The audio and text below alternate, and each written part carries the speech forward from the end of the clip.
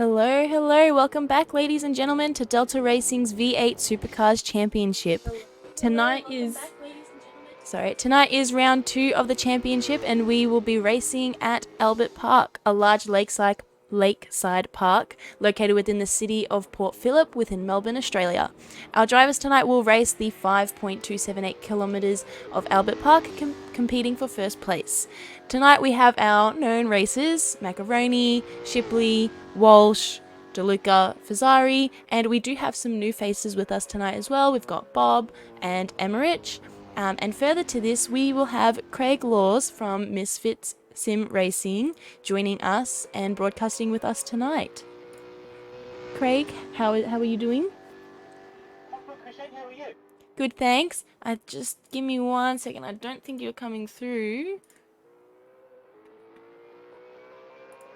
2 seconds to your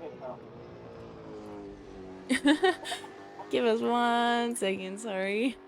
All good, all good. Hiccups up.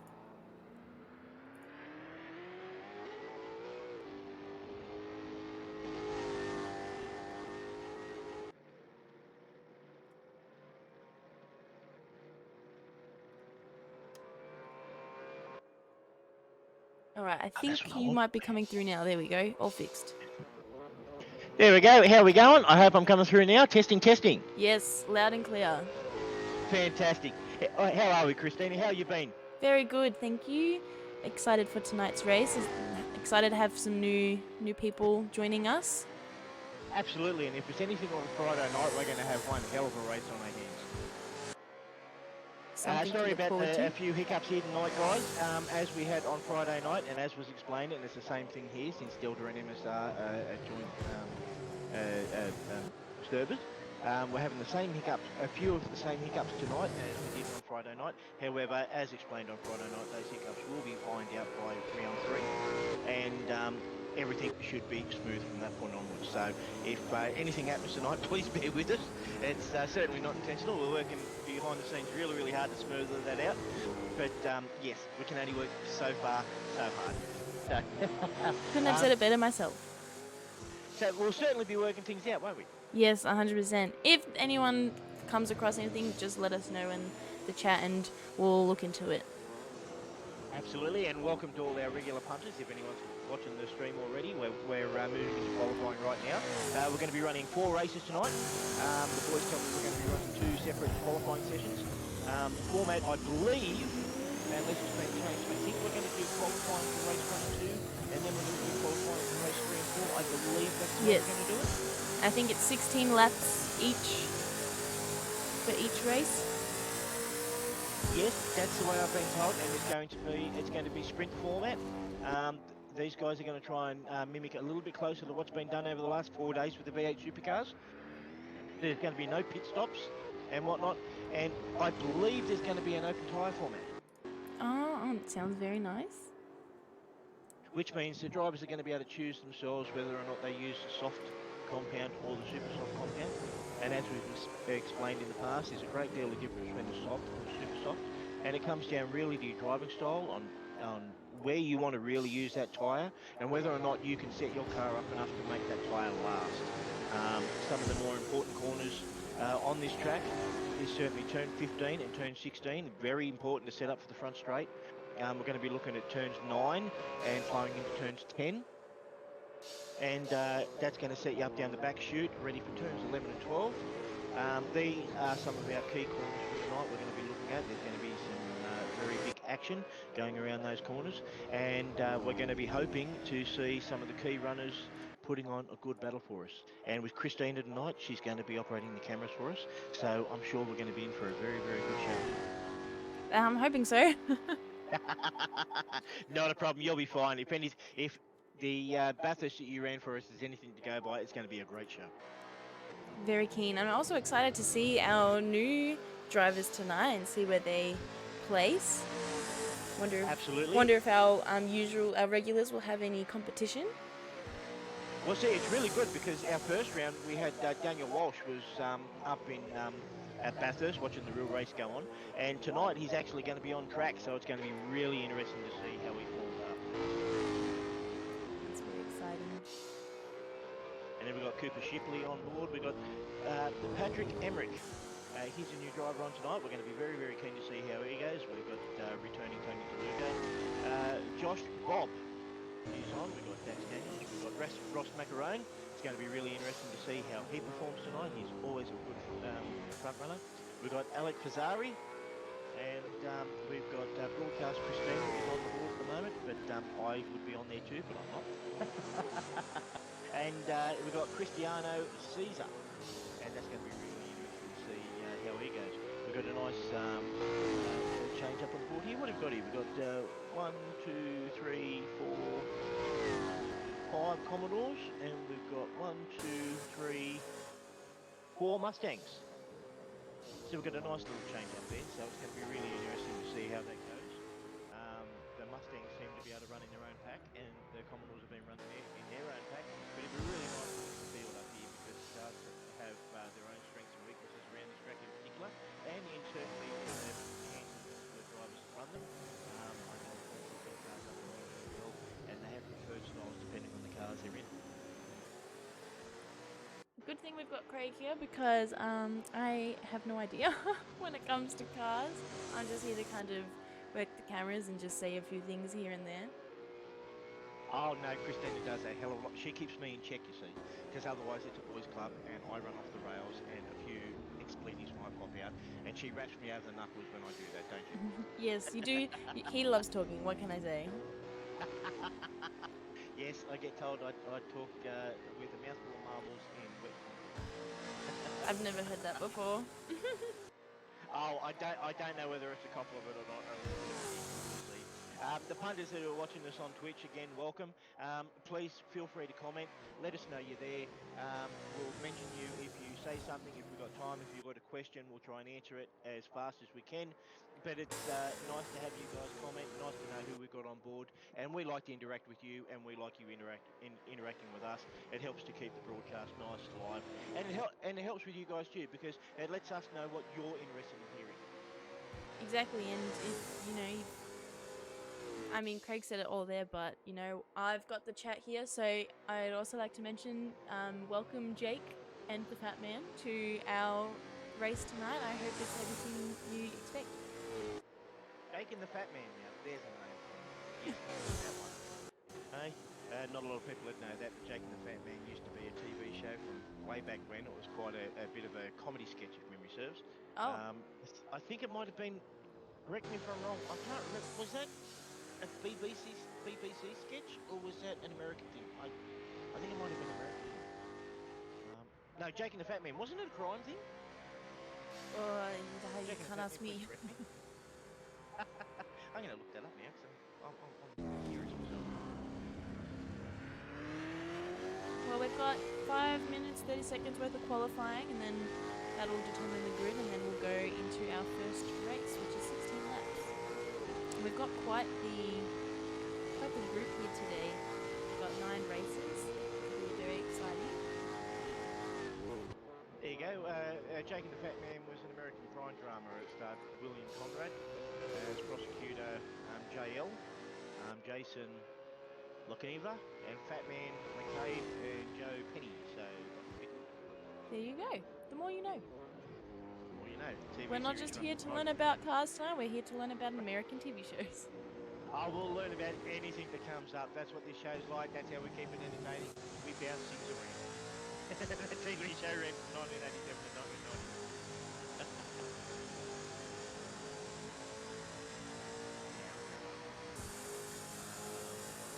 Yep, we've got 4 minutes and 30 seconds left to qualifying. It looks currently as we've got Daniel Walsh, he's leading the pack, followed by Cooper Shipley. Then we've got Ross Macarone in third, Alex Fazzari in fourth, Patrick Emmerich in fifth, Christina Ciso in sixth, Tony DeLuca in seventh, Josh Bob is eighth, Dax Daniel is ninth, and he will be coming up the back. But that is at the moment. A lot can change in 4 minutes. I'm certain that a couple of the drivers here are still getting their bearings on the track.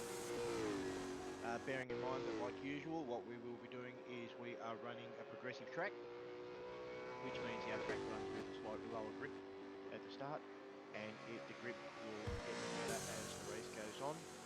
as rubber gets laid down, as the cars circulate, tyre temperatures come on and all the rest of it. So it's going to be really interesting to see how this goes. The track temperature at the moment is 36 degrees C. Ambient temperature is 25 degrees. Unfortunately, at this particular point in time, I can't tell you what direction the wind's coming on, but I'm certain that it is bearable.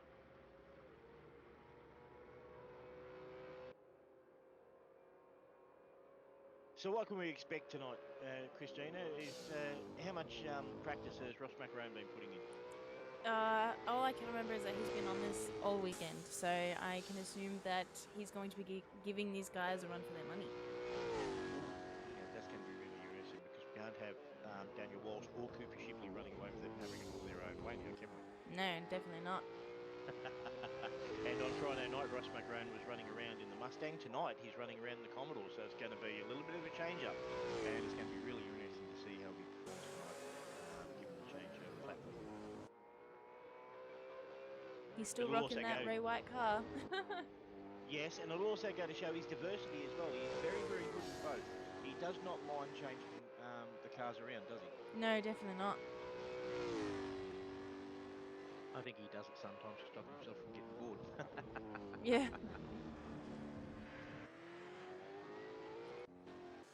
Okay, what can we see on the track at the moment, Christina? Unfortunately, my feed is not working for me. Uh-oh. Well, we've still got Walsh in holding first at a minute 59. Then Macaroni, Shipley, Fazari, Emmerich. Is it Caesar? Caesar, that's right, Oh, yep.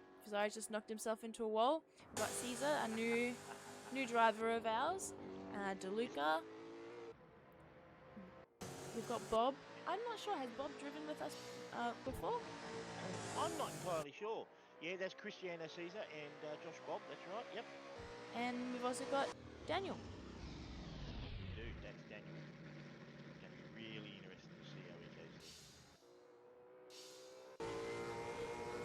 Who's got our fastest time at the moment? It's Daniel Walsh up front at the moment. His best lap is a 1:59.9.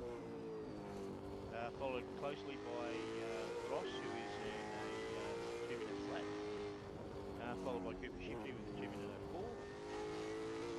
And then we've got Alex Fazari with a 2:29 after that. So, oh no, sorry, I beg your pardon. It's a 2:02. I'm sorry, I read that That's wrong. I alright. read It's from not the there wrong on pot. the board unless you're hovering over them. So Oh no, I'm no. Hang on.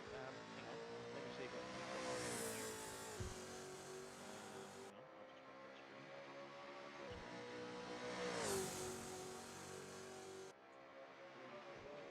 Full screen.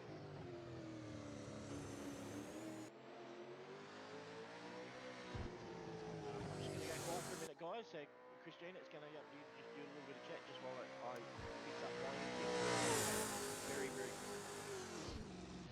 we've got Fazari spinning out just a little bit again, and we've got under 30 seconds until we start with our first race. So quite excited to see how it's going to turn out.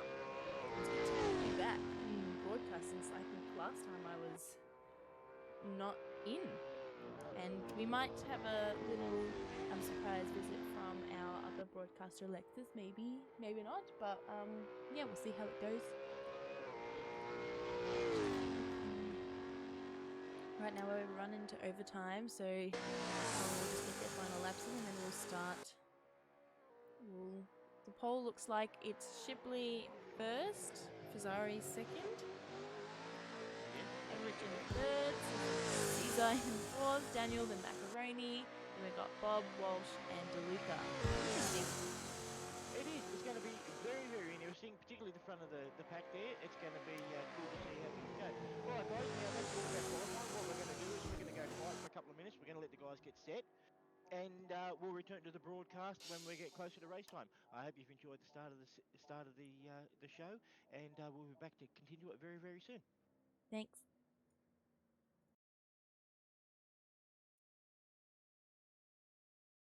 Tell me when we're out.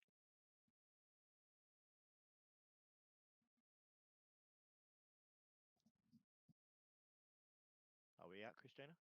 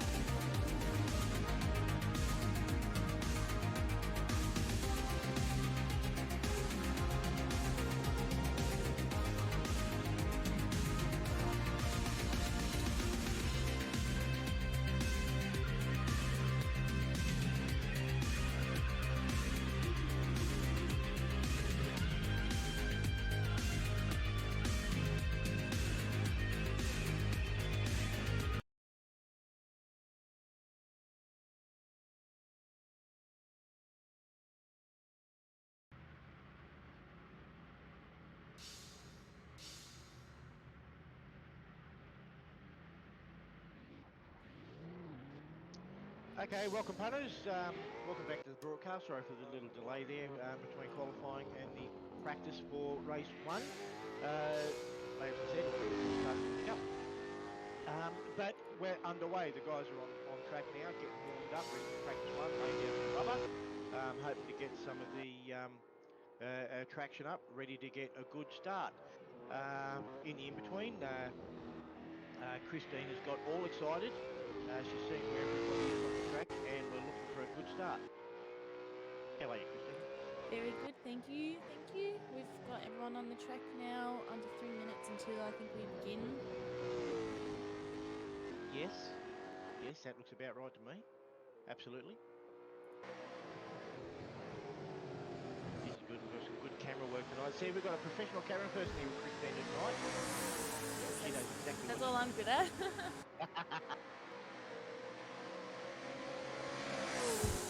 Come on, everybody. I'm sure everybody would agree with me. This broadcast would be very, very quiet without the lovely voice of Christina on here to keep me in check. Thanks, sorry for your comment. I've turned Craig up, so hopefully he's more clear now. Sounds like you were a little bit quiet there. A little bit quiet? Never. I'm never quiet. That's something I've never been accused of. Until now. Until now. I'm sure the people around me disagree, but anyway. Here we go. Who are we on board with here? We're on board with Shipley. Cooper Shipley. I think he's starting out at number 2, isn't he? Unfortunately, I haven't got the timing up at the moment, so little issues here and there and everywhere we go. It looks like they haven't really, I think some of them haven't got their times yet, so I think maybe once it's done a lap we'll be able to see where he started on the grid. Yes. There we go. That's what I want right there. Boom, boom, boom, boom, boom. Okay, got it. All right. Have you got your timing screen up? Yes, I do. And it's working? Good. Yep. Yeah, I just had to reset mine for whatever reason it wasn't working, but now it is. Thank goodness for that. Okay, we've got our times up at the moment. Yes, they're doing exactly what we expected. The best lap at the moment is 2:31.3 with Cooper Shipley. But those times are destined to fall. Ooh.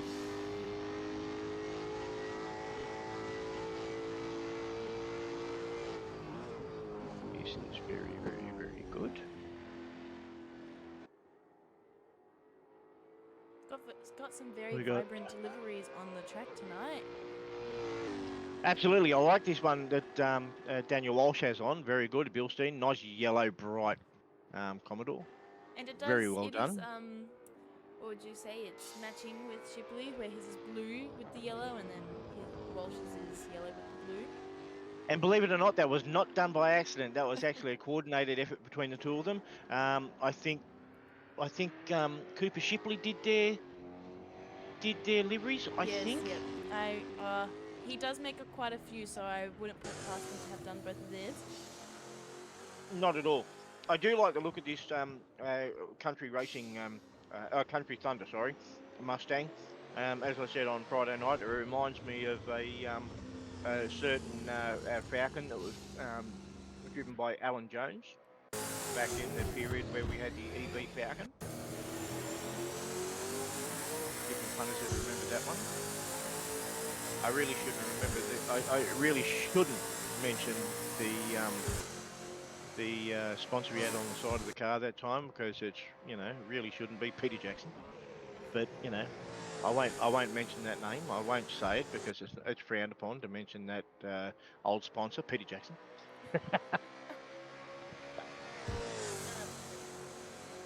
Was it still quiet? Oh, that was heard, was it? Oh, damn it. I was under the belief I was still quiet. I'm playing umbrage there. I claim umbrage. I think you're coming through pretty good now. On my side, it looks like you're reaching the yellow. Might be a little bit too loud, but that's okay. That's okay. Always a little too loud. Better too loud than too small. All right, we're in overtime now for practice, so it won't be long before we get to the countdown for race one. Doesn't look like Country Thunder likes being under all that, under the, the microscope now. Wants him to stop talking about it. No, not at all. See, it's commentator's curse, you see. Nobody likes that commentator's curse. All right. Now we're under a minute, 30 seconds until we begin with our first race. Very We are. exciting. We certainly are. Oh, bloody hell. It's not what I want to do. I just hit a button and I shouldn't have hit it. Ah, the joys of streaming, eh? Yes. I think it's coming through a little bit laggy again, but we figured out why. We figured out one issue that might be causing it, and now I just got to figure out the next. Yes. So it's a process of elimination.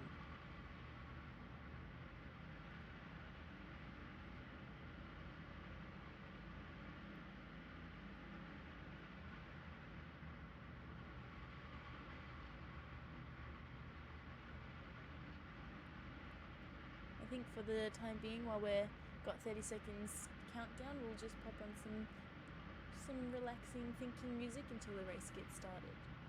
Absolutely, guys. We'll come back when it's about 10 seconds to go, when we're on the track and the lights are about to go green. We'll come back on, but until then, please enjoy this music.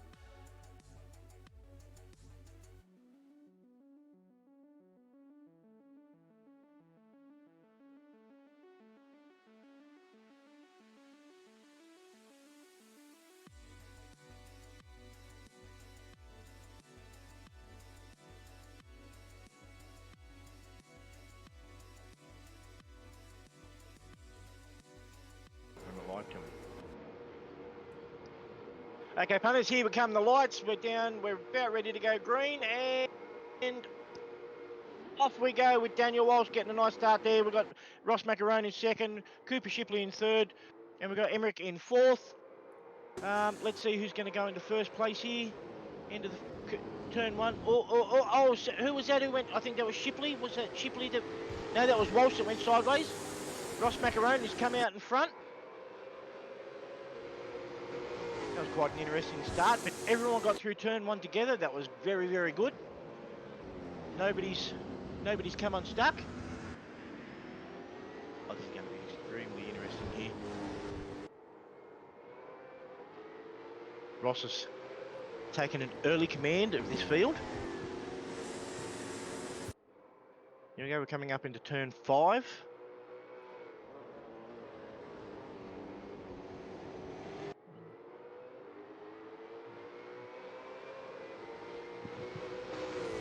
Where are we here? I'm just losing myself a little bit here. Bear with me. Okay, here we go, we're coming up into turn...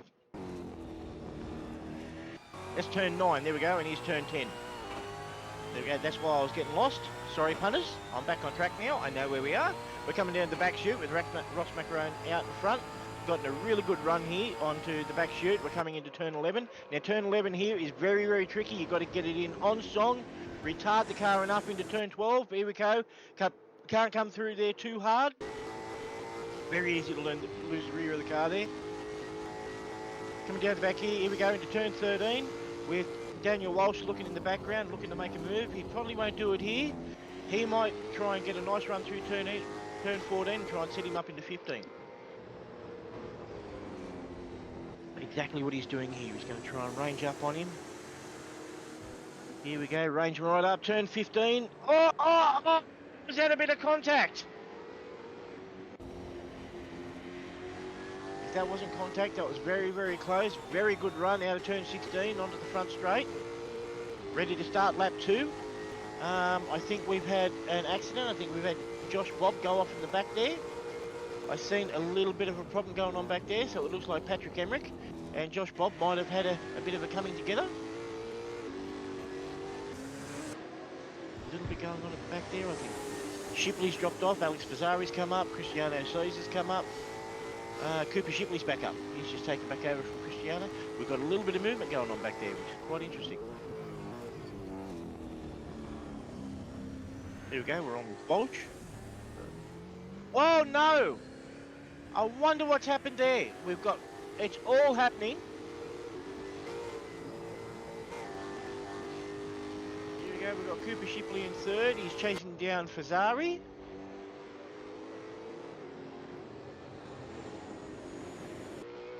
And Macaroni's certainly not letting go. He's managed to hold on for fourth still.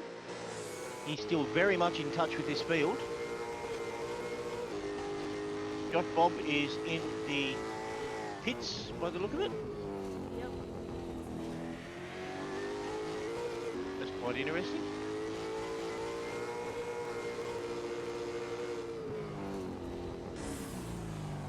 Macaroni's gone off onto the left. Oh, I wonder if we're carrying a little bit of damage there. I think we might be. Yes, we've gone back to the pits there. It would seem that Ross Macaroni might be out of this race.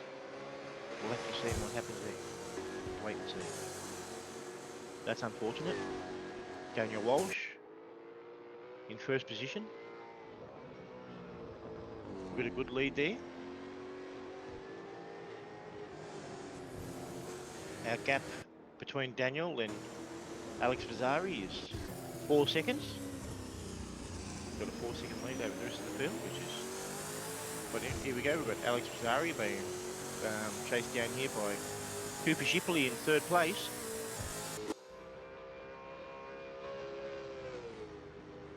Dax Daniel has cut the track. He's been reported for a second cutting. He's going to have to watch that, otherwise he's going to find himself with a drive-through penalty, which is no good. That certainly does unsettle his race there.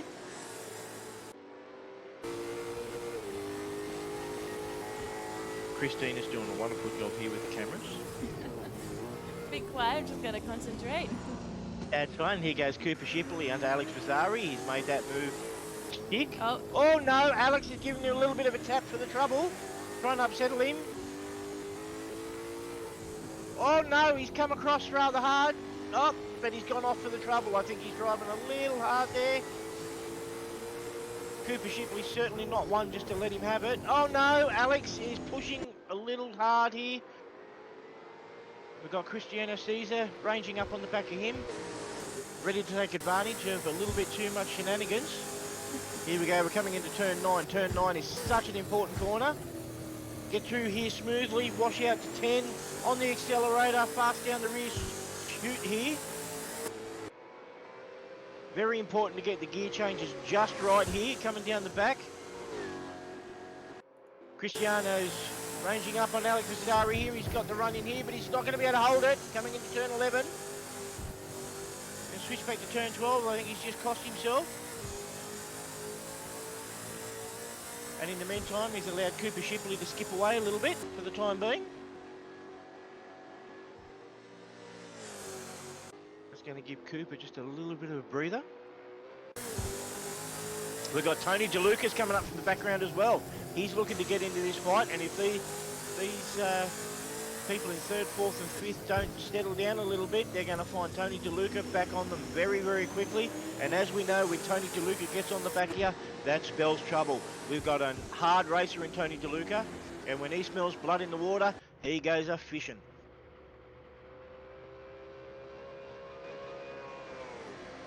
Quite an exciting opening couple of laps there. What do you think, Christina? It was definitely a doozy. There was a lot of, looks like some bad blood between them and they're fighting it out. Absolutely no one willing to give an inch. They're fighting for sheep stations. They seem to forget that this is a 16-lap race here, and they do have to make their tyres last. Although it would seem that they've all opted for the soft tyre compound on this one. Maybe some of them are coming unstuck, thinking that they might have a little bit more grip than what they do, starting out on the soft compound, and forgetting that they've got a compromised grip situation with an evolving track. The only one that was on super softs there was Josh Bob, but not that it's helped him out too much. When he ended up, the others are absolutely fighting it out on the track. Absolutely. Very, very interesting indeed. Caesar's got to be a little bit careful there with Fazzari. Doesn't look like Fazzari's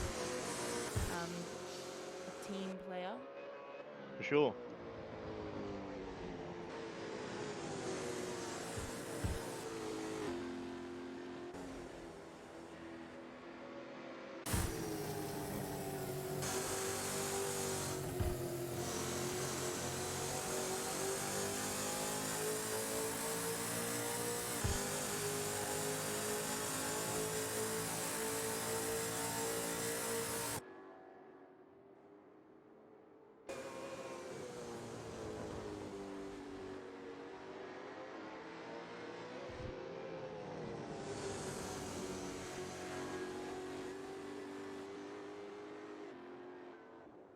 Oh, who's he coming up behind Daniel here?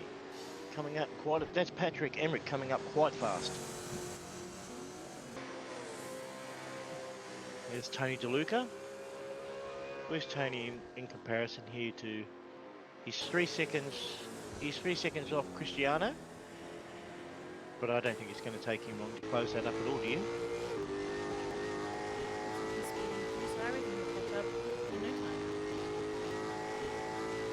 Okay.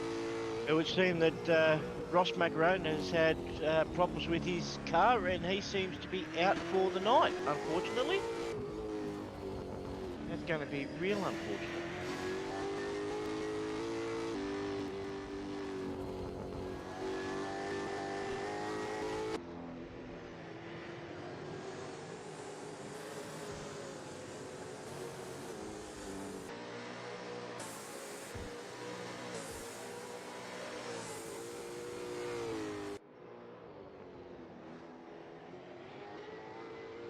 Alright guys, Christine, can you just take over for a moment? I'll be back in just a moment. I've just got something I've got to go and take care of with someone, and I'll be right back. That's alright, you guys stuck with me. Lovely. I'm just following along with Cooper Shipley here in second place. He's managed to keep that position and gain just a little bit of distance between himself and Fazzari. It looks like there's 1 second gap just between the two of them, but Cooper Shipley's always really good around the corner, so I don't know if he'll be able to keep up and overtake him there.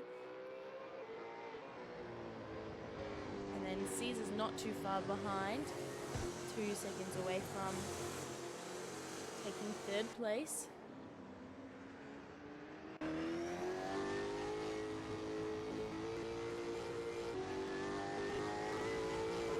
It's good to see that Bob's kept in the race despite the little accident that happened just in the first lap. We are on lap 6, so we've got 2 more laps to go until we're on to our second race.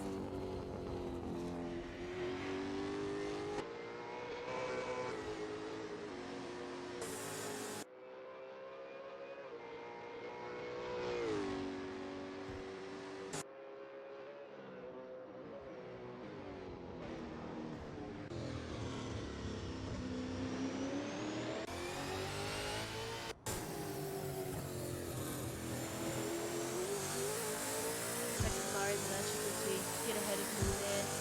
Quite persistent close in order for him to take over second place, but he is in the top three, which is really good to see. Looks like Bob has also gone down into the pits. Not quite sure what happened there. He might have had an accident by the looks of it. Okay, I'm back, guys. Sorry about that. Welcome back. We've just been following along with Fazari here, who's let Shipley get a little too far ahead of him. Yes.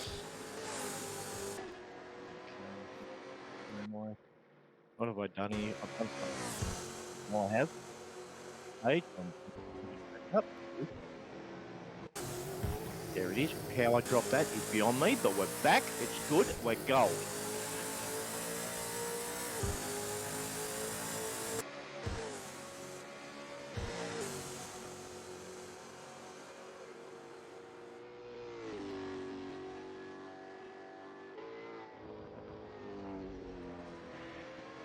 Okay, unfortunately there, Josh Bob is out of the race. Apparently what happened was he had the front end of his car plucked out, which renders him with the DNF, which is really, really unfortunate. It looked like he was in for having a really good race. Ross Macaroni is out. He had problems with his car as well. And combine that with he's come down with a bit of an illness. So unfortunately, as a result of a broken car and being a little bit ill, he's chosen to retire for the night. So we wish him well, and we hope him to get well very, very soon, so that he can join us back racing as fast as possible, as he adds quite the entertainment factor to what we do here. He was off to such a great start in the beginning there, and then unfortunately He was.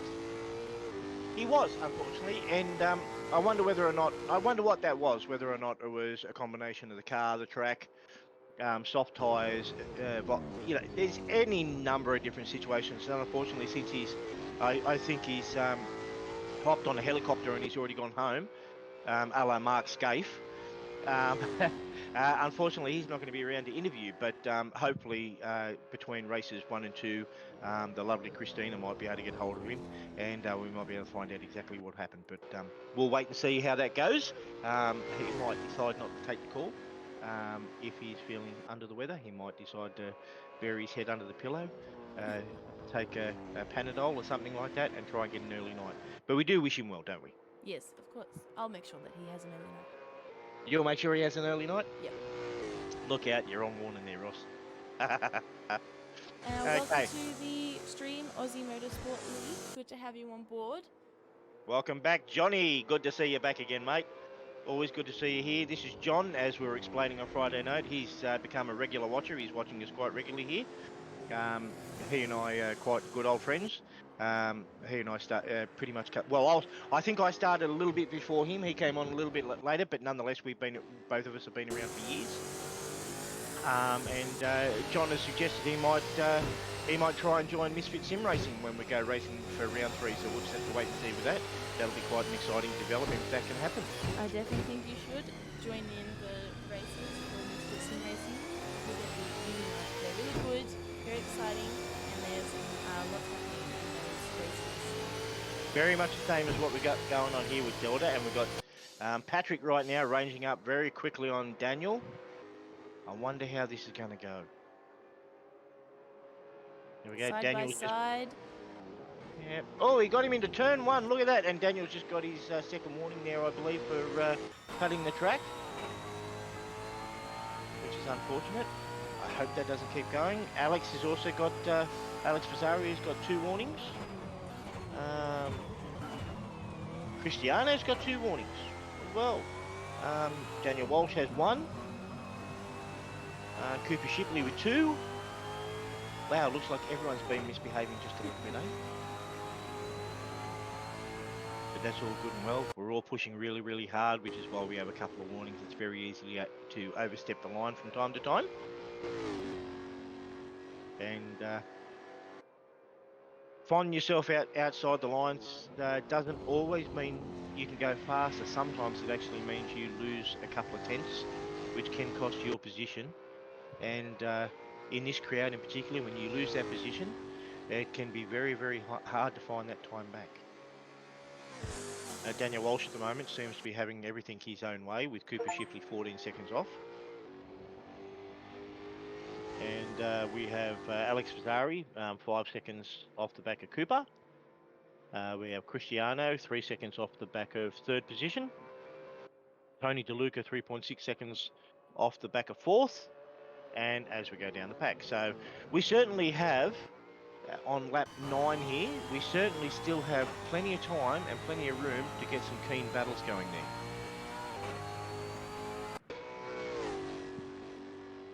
I certainly hope that we get a couple. Who have we got down the back there? Wow, you're a long way off. That's Daniel. He's so far out in front. What's he out in front? He's 14 seconds out in front. He's Danielle Walsh. Look at that. Well, I don't think he's going to be challenged at all, do you? Unless something goes really wrong. I don't, unless he's, taking a corner too fast, or I think he'll be pretty set for the rest of this race. Do you think we should give him a little bit of the commentator's curse? Oogity boogity? I don't know if it'll affect him. It might just wash off. I think it might just wash off him, actually. He's going a little bit too fast, isn't he? Might be a little bit of that stream effect, the wind stream effect. There's an interesting little fact here about the livery there on Dax Daniels' car. If we have a look at that, you'll notice that he has on the bonnet, he has the McDonald's livery. And on the rear quarter there, he also has the GIO livery. Now, here's an interesting fact for you. The connection there mightn't be known by a lot of people. But the connection there is, he happened to grow up in Bankstown, New South Wales. And when he was younger, he, along with myself, we're both part of the same alumni here, worked at the very first McDonald's in Australia, which was at Yaguna. Really? Now, quite a few years ago, that McDonald's closed down when Basil opened up, and then we opened up another one in Bankstown Square, and as a result, Yaguna at that stage decided to close down. Now, the building still remained and got taken over by GIO Insurance. So he decided with his livery he was going to pay a bit of an homage to the old area there and to what life was like back in the 90s. And that's what the tribute there. It's a tribute to McDonald's, later taken over by GIO. It is now McDonald's back there again, rebuilt. It's not the same building. It's been a new McDonald's building, rebuilt, entirely brand new. But nonetheless, that is the connection for anybody who might be interested in a little bit of history. Wow, that's actually really interesting. Yes, the first McDonald's in Australia was opened here in 1977, I think, or 78. I'll double check that for you. And just while Craig's checking that, I would like to say thank you to Secura Valorant for the follow. There you go, 1971. Oh, earlier. Yes, 1971, the very first McDonald's in Australia ever was in the grand old suburb of Yaguna, which is part of the municipality of Canterbury Bankstown. And that closed down some years later. And as I said, was taken over by the GIO Corporation. That's no longer there again, of course. As I said, McDonald's has been rebuilt there, brand spanking new. But yes, that's a bit of a history for the area. Wow, now Daniel has taken another 2 seconds out of Cooper Shipley. I wonder what he is doing differently. He's certainly running a commanding lead with this race at the moment. If anybody watching this coverage on Twitch there and would like to make a comment or ask a question or give us a topic that you'd like to hear covered, please put it up in the comments. We would love for your input. And it certainly give me something to talk about. Well, Aussie Motorsport League, I believe you said his name was John. I did. Yes, he said he started the RF2 Down Under series group many years ago. He did, absolutely. We started out with RF2, as I mentioned the other day, and I asked him was he still doing RF2. He has since migrated over to Assetto Corsa. Very exciting. but John is a very good modder himself. Quite a little while ago, while he was still with R Factor 2, he did the mods for the Stadium Super Trucks that ended up being integrated into quite a different number of servers, which was actually quite good. He built the jumps and everything that went along with it, which was very, very exciting. And I know a number of us got quite excited at that little build-up. Sorry if I sound a little bit distracted there. A little bit of action going on here on the track. Daniel Walsh and Cooper Shipley are still running around. But Tony DeLuca, he seems like he's coming up on Cristiano in fourth. But Cristiano, I tell you what, he really is a surprise package, isn't he? I can't see. What position did he start in again? I can't quite see, unfortunately. I know he's come up a number of spots.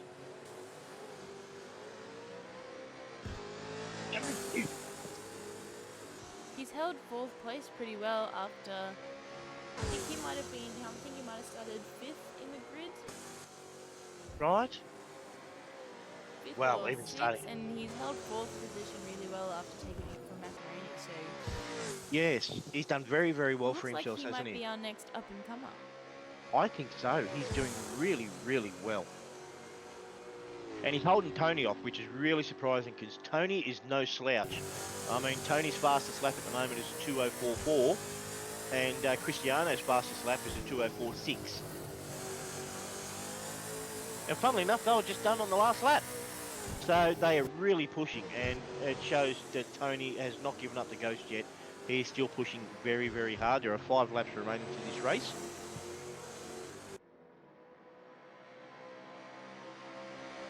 The action has died off, but we've always got next race to see what's going to be happening between Shipley and Fazari, since they were going at it a fair bit in the beginning. That's for sure, that's for sure. However, so long as there's a corner to go, we know that there can always be action, and it will be extremely interesting to see. But I think that Cooper Shipley and Daniel Walsh might be playing the smart game here, and I think they might just be running the race out now, maintaining their speed and gaps. I think they know what they've got under them. I don't know that they're going to be pushing all that hard. But as I say that, I'm wrong. Daniel Walsh has just set his fastest lap, a 2:02.5. He's done that on the last lap. But not too far behind him is Cooper Shipley, is a 2:02.5 as well. But Daniel Walsh is holding the fastest lap of the race at the moment. No Running surprise around there. rather well. Got quite the distance between himself and all his other drivers on the track, and he's been in first place pretty much the whole race tonight so far. Absolutely. He had that little good start out there with Ross Macarone, but since Ross Macarone has had car trouble and everything else that's made his race a little under the weather, he's certainly had everything his own way. There's Cooper Shipley pushing. No, that's Daniel Walsh pushing rather hard. Yes, he did slide a little bit there. Was a little bit worried he might slide there onto the wall, but he saved Yes, himself. he's pushing quite a bit. He's pushing quite hard, I have to say. He took that corner rather well, short shifted coming out of second. He's doing very, very well. And have a look at that, he's already a 10th up on his lap already. So he's trying to go down again. He's just pushing and pushing and pushing. His last lap was a 2:01.6. And that was another fastest lap. So he set the fastest lap of the race again. And that was on the last lap. Wow, he is really determined to keep this fastest lap in his ballpark, isn't he? Cooper Shipley's fastest lap was a 2:02.5, but his last lap there was a 2:03 flat. Followed by Alex Bizzarri, a 2:03.1, followed by Cristiano, a 2:03.9 was the last lap. Tony DeLuca was a 2:04.1, so he's not falling off the pace, but he is a little further off. So, going to be very interesting with 4 laps to run here. We're on board here with Alex Bizzarri, who is pushing rather hard.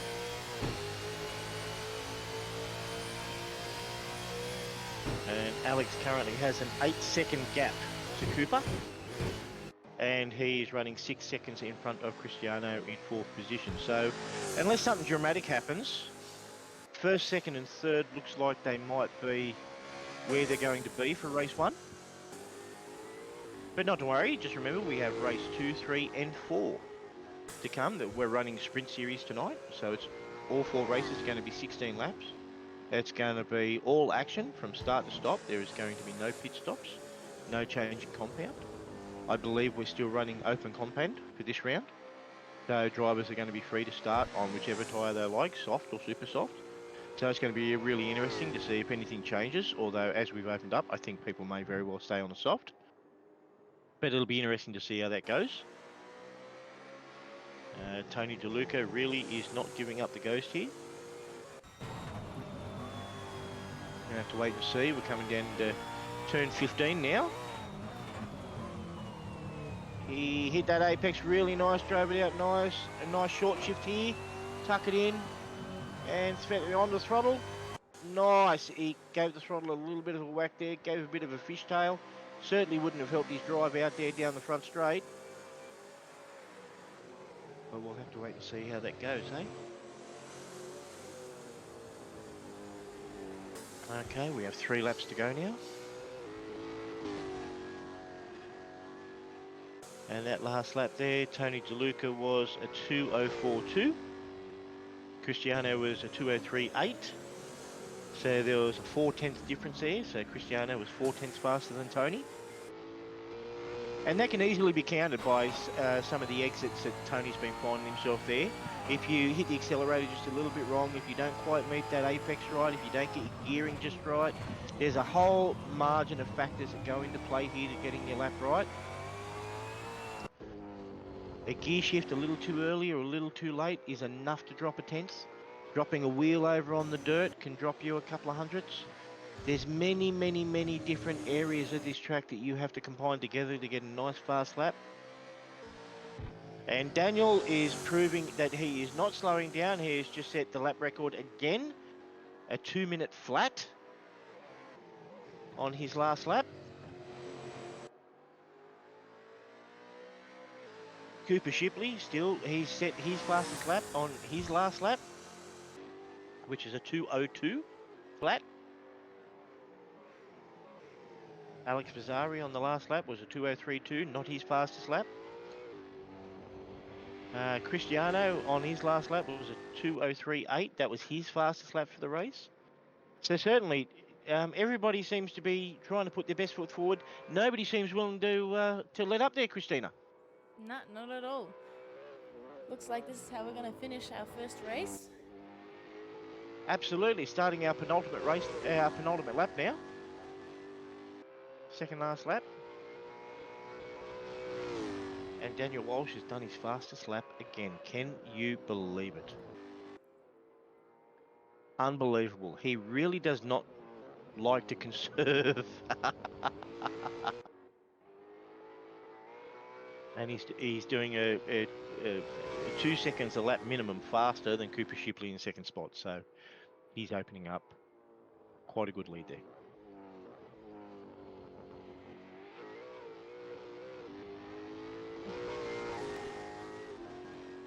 Alex Bizzari in third place. Cristiano Sizer in fourth.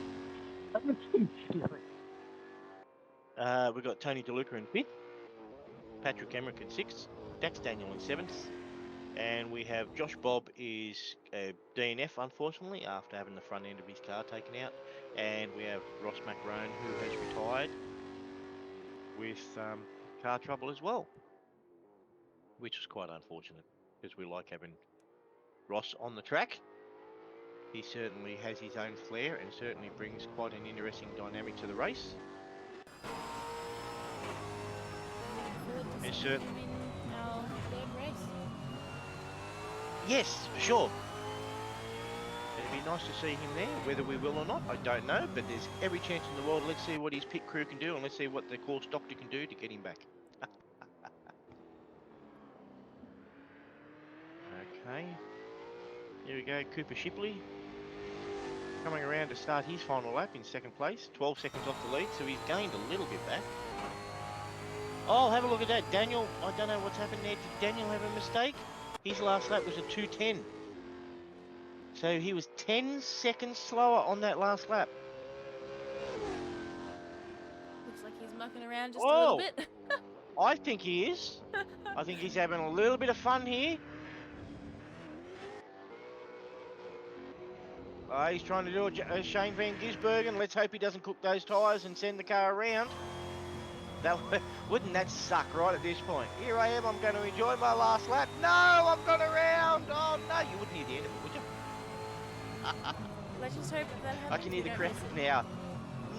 No, I can hear the crowd now. They'd go off in arms, wouldn't they? They'd go off. Looks like There we his go. little playing around allowed Shipley to catch up to him just a little bit. I wonder whether or not that was a little bit of the hare and the tortoise moment. I'm the hare, you're not going to catch me, and Shipley's gone, well, watch this. Especially with the way Shipley takes those corners. Absolutely. Walsh needs to watch himself just a little bit. I think so. Cooper Shipley is very, very smooth and very, very consistent when it comes to getting in and out of those corners and getting the power down to the road. But I don't know that Daniel Walsh has much to worry about. He'll probably pull him in. But if he's cooked his tyres, though, if he needs to use them again, he might find that they're not there, which is going to be real unfortunate too. But with 3 corners left to go, I don't think they're going to have too much of a problem. Looks like he's trying to, tease or I think make fun he of is. the I think bear. absolutely. Oh, here we go. We're going to have trouble here. We're coming into the penultimate corner. We're coming into turn 15. Cooper Shipley has ranged right up on him. Oh, has he got a chance to have a time here? We've got to get into turn 16. Are we going to? He's taking that shallow. He's going to compromise his exit. Can he get it down? Oh no, Shipley might actually get him here. Oh, here we go. Shipley's got a bit of a run. Is he going to get him right here at the line? Has Daniel Walsh mucked around a bit too much? No, he's going to get him just there at the line. Oh, what an interesting finish that could have gone all pear-shaped there. I wonder whether or not he brought him in just to make for a bit of a dynamic finish and give us something to get our blood pressure up about, eh? Yeah, for sure, definitely. It seems like I think that was done on purpose, don't you? Absolutely. Hey? All right, so we come across there. Daniel Walsh has come across in first. Cooper Shipley in second. We've got Alex Pizzari in third. Christina Sizer in fourth. We have Tony DeLuca in fifth. We have Patrick Emmerich. He'll be coming across the line any minute now. And that is sixth position. And Dax Daniel is currently coming into turn 16. And he will be rounding out the field in seventh position. What an interesting race. We had a very good start there. We had some very interesting corners to start with. Then we've had a very nice lull in the middle where not a lot seemed to be happening. And then it seems like Daniel Walsh might have been getting a little bit bored, or might have been reading our boredom, and decided to excite the entire telecast up. I don't think any more needs to be said about that. Do you, Christina? I think it speaks for itself.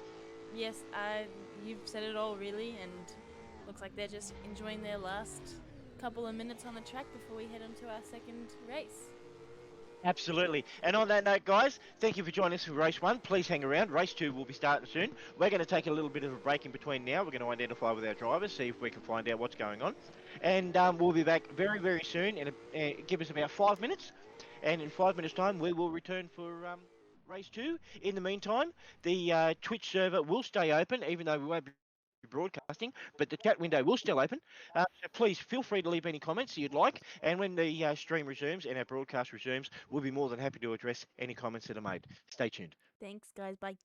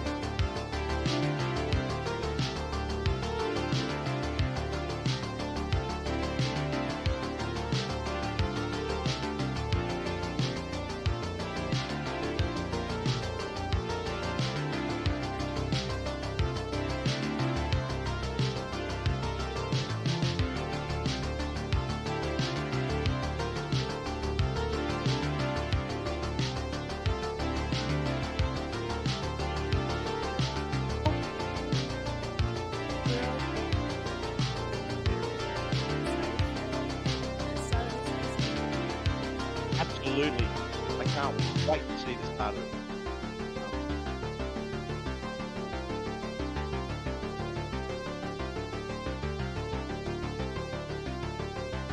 Okay, well, we're 30 seconds away from the start now. Sorry we weren't able to get any interviews in. Everybody was scrambling to get new tyres on their cars and book their engineers. And get a little water into them in between the races. But a couple of the drivers, they've said that we're okay to come in between races 2 and 3, so we might try and talk to a couple of them in the meantime. And here come the lights. Ready to go green, and Daniel Walsh is off the line in first position. Fantastic for that.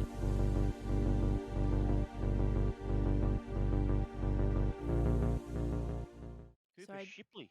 Has Cooper Shipley made it in? No, that was... Yeah, Daniel Walsh. He's made it out in front. Unbelievable. Daniel Walsh once again. Wow. He looks to be making a meal of this tonight, doesn't he? Yep, he's not letting up first place at all. No, not at all. And Caesar's in second place. Now, that one's going to be interesting. Is Cooper Shipley going to let that one stand? That was quite interesting, that view just then from Cristiano's driving seat. It looked like he had a little bit of understeer there going on. Oh, and he's wagging the rear around a little bit loose. They're all on soft tyres again. Yep, looks that way. Interesting. Already we got a 1 second lead between first and second. 2 second lead from first to third. Oh, it looks like there was a little bit of an accident there in the back. Patrick Emmerich's gone around. Looks like he might have come together with Josh Bob there. Oh, no, it was with Dax Daniel. Dax Daniel, was it? Yeah. Oh. That was unfortunate. Do we know what happened there at all? No,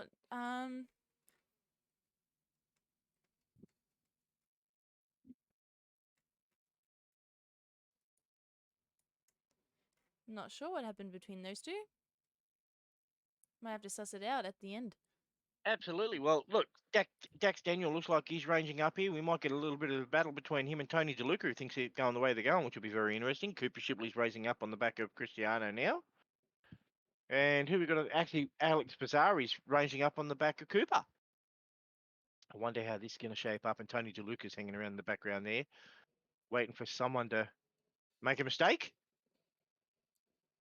Curious to see if Fazari's going to push as hard as he did last race. Oh! Here we go. And side by side with Shipley now. Yes. He's off there on the side, driving in the grass. Alex Pizzari's certainly driving hard, isn't he? Well, looks like he's him never gonna... him and Shipley are playing bumper carts instead. Absolutely. Oh, and Shipley's just run wide. And here's Alex trying to go around the outside, never going to work there, off into the grass. And DeLuca's so close behind him as well. Absolutely, brought him right into the mix. Fazari's all over the road at the moment. Isn't that a beautiful livery there on the side there with the MSR around the side there? That's a beautiful livery, that one on the side of the track, wasn't it? He's just being biased. Not at all. We love the Delta signs as well, don't we? The Delta racing signs. Yes. There they are. Thank you, Jake, for letting me know that the engine noise wasn't on. I fixed that one. Unfortunately, with the frame rate, it might be a little bit jerky for the rest of the race. We are just having a little few issues here on the back. Yes, absolutely. We are making inroads, hopefully by our next round. A lot of our audio problems will be addressed. We're in the middle of swapping over, you see. We're switching over to more of a professional setup. Yes. And unfortunately, when it comes to switching over to different equipment, headaches do ensue. Where we had a practice setup before, unfortunately switching over to a new system, we need time to work it out. And we don't have engineers like some of the more experienced radio programs do, so they're stuck with us. And we know what we're doing, but we take a little bit of time to learn, don't we, Christina? Yes, 100%. And since this is like, well, this is my second year of doing the broadcasting, still haven't really gotten a good feel for it, but I'm learning. I don't know. We can give Christina a round of applause. What do we reckon, guys? Can we get a little bit of a vote there? Christina's doing a wonderful job. Can we get a yes there? Can we get an amen, a thumbs up? Anything, please. Am I trying too hard? Maybe a little bit, maybe a little bit. Oh, God, and there goes Daniel Walsh. He just lost the rear end a little bit, pushing a bit hard. Christian's got the run on him, but no, Daniel does not want to let that go. Cooper Shipley's all over the back of Daniel Walsh here. Alex Vazzari's ranging up in the back of him, and Tony DeLuca is behind him. Wow, we've got a bit of a four-position race here. Five-position race here. Wow, this is certainly a change up from race one. We like to keep us on our toes. Absolutely, and with Alex Vazzari pushing as hard as he is, I wonder what's going to happen here. Is he going to make a move? Is he going to upset a few people? We're going to have to see. Oh, Cooper Shipley's run wide.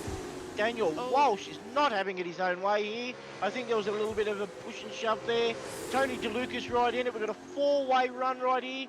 How are we going to go into turn 11? Turn 11 is single file. No, we're going to go side by side here with Walsh and Cooper.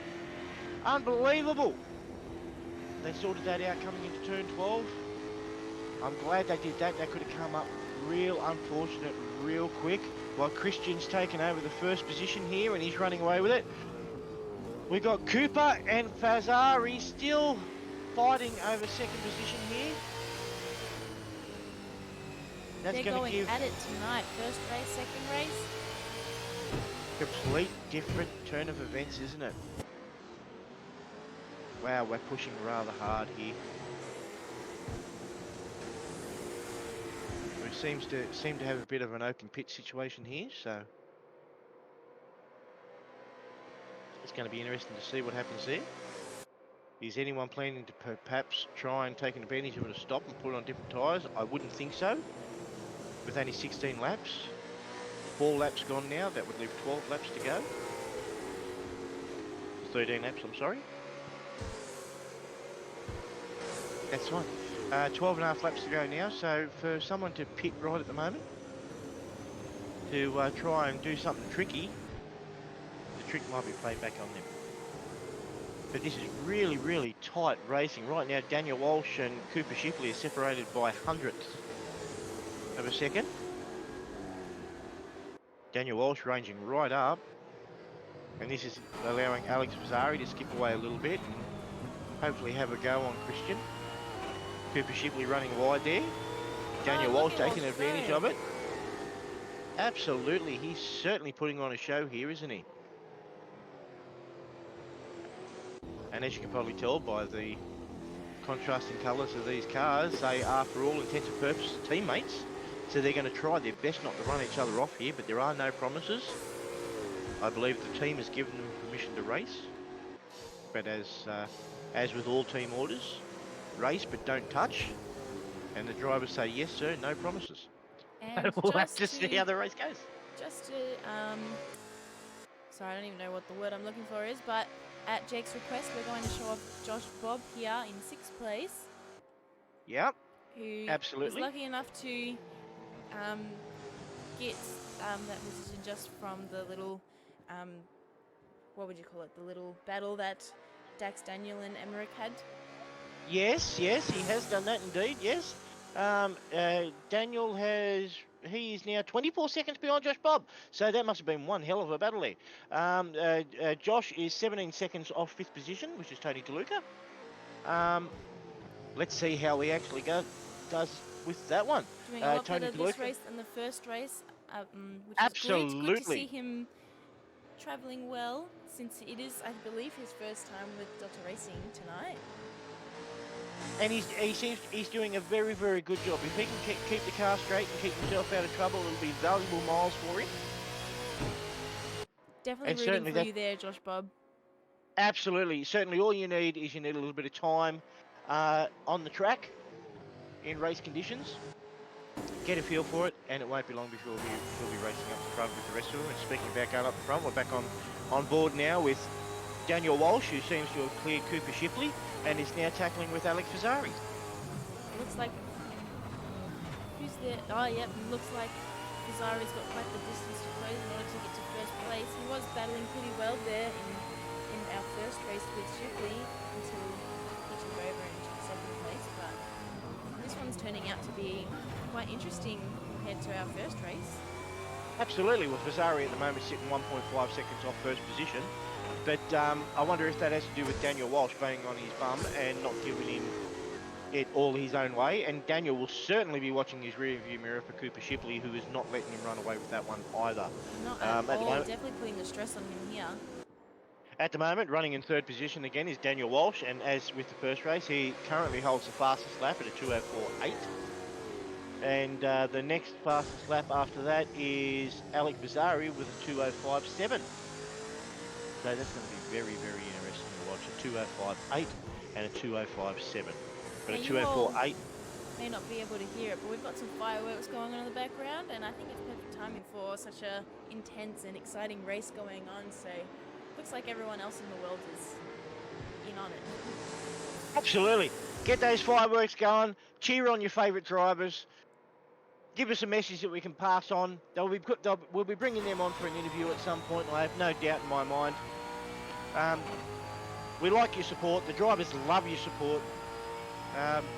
Every time you mention your favourite driver, they do get the feedback, and they do enjoy it, and it does spur them on quite heavily. So they like putting on a show for you. So let's give them a reason to keep pushing hard, shall we? Name your favourite driver if you like.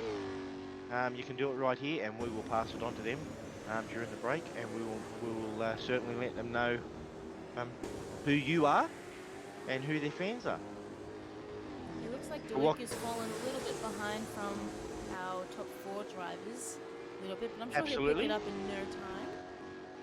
Absolutely. I wonder if he might have used his tyres up, or if he might be conserving just a little bit. Might wait for the other drivers to kind of back off a little bit and then take over from there. Absolutely. He might be anticipating a little... Oh, Cooper Shipley. No, Daniel Walsh has taken over Alex Fazzari. And Alex has just taken that back. And they've just bumped a bit of a bump.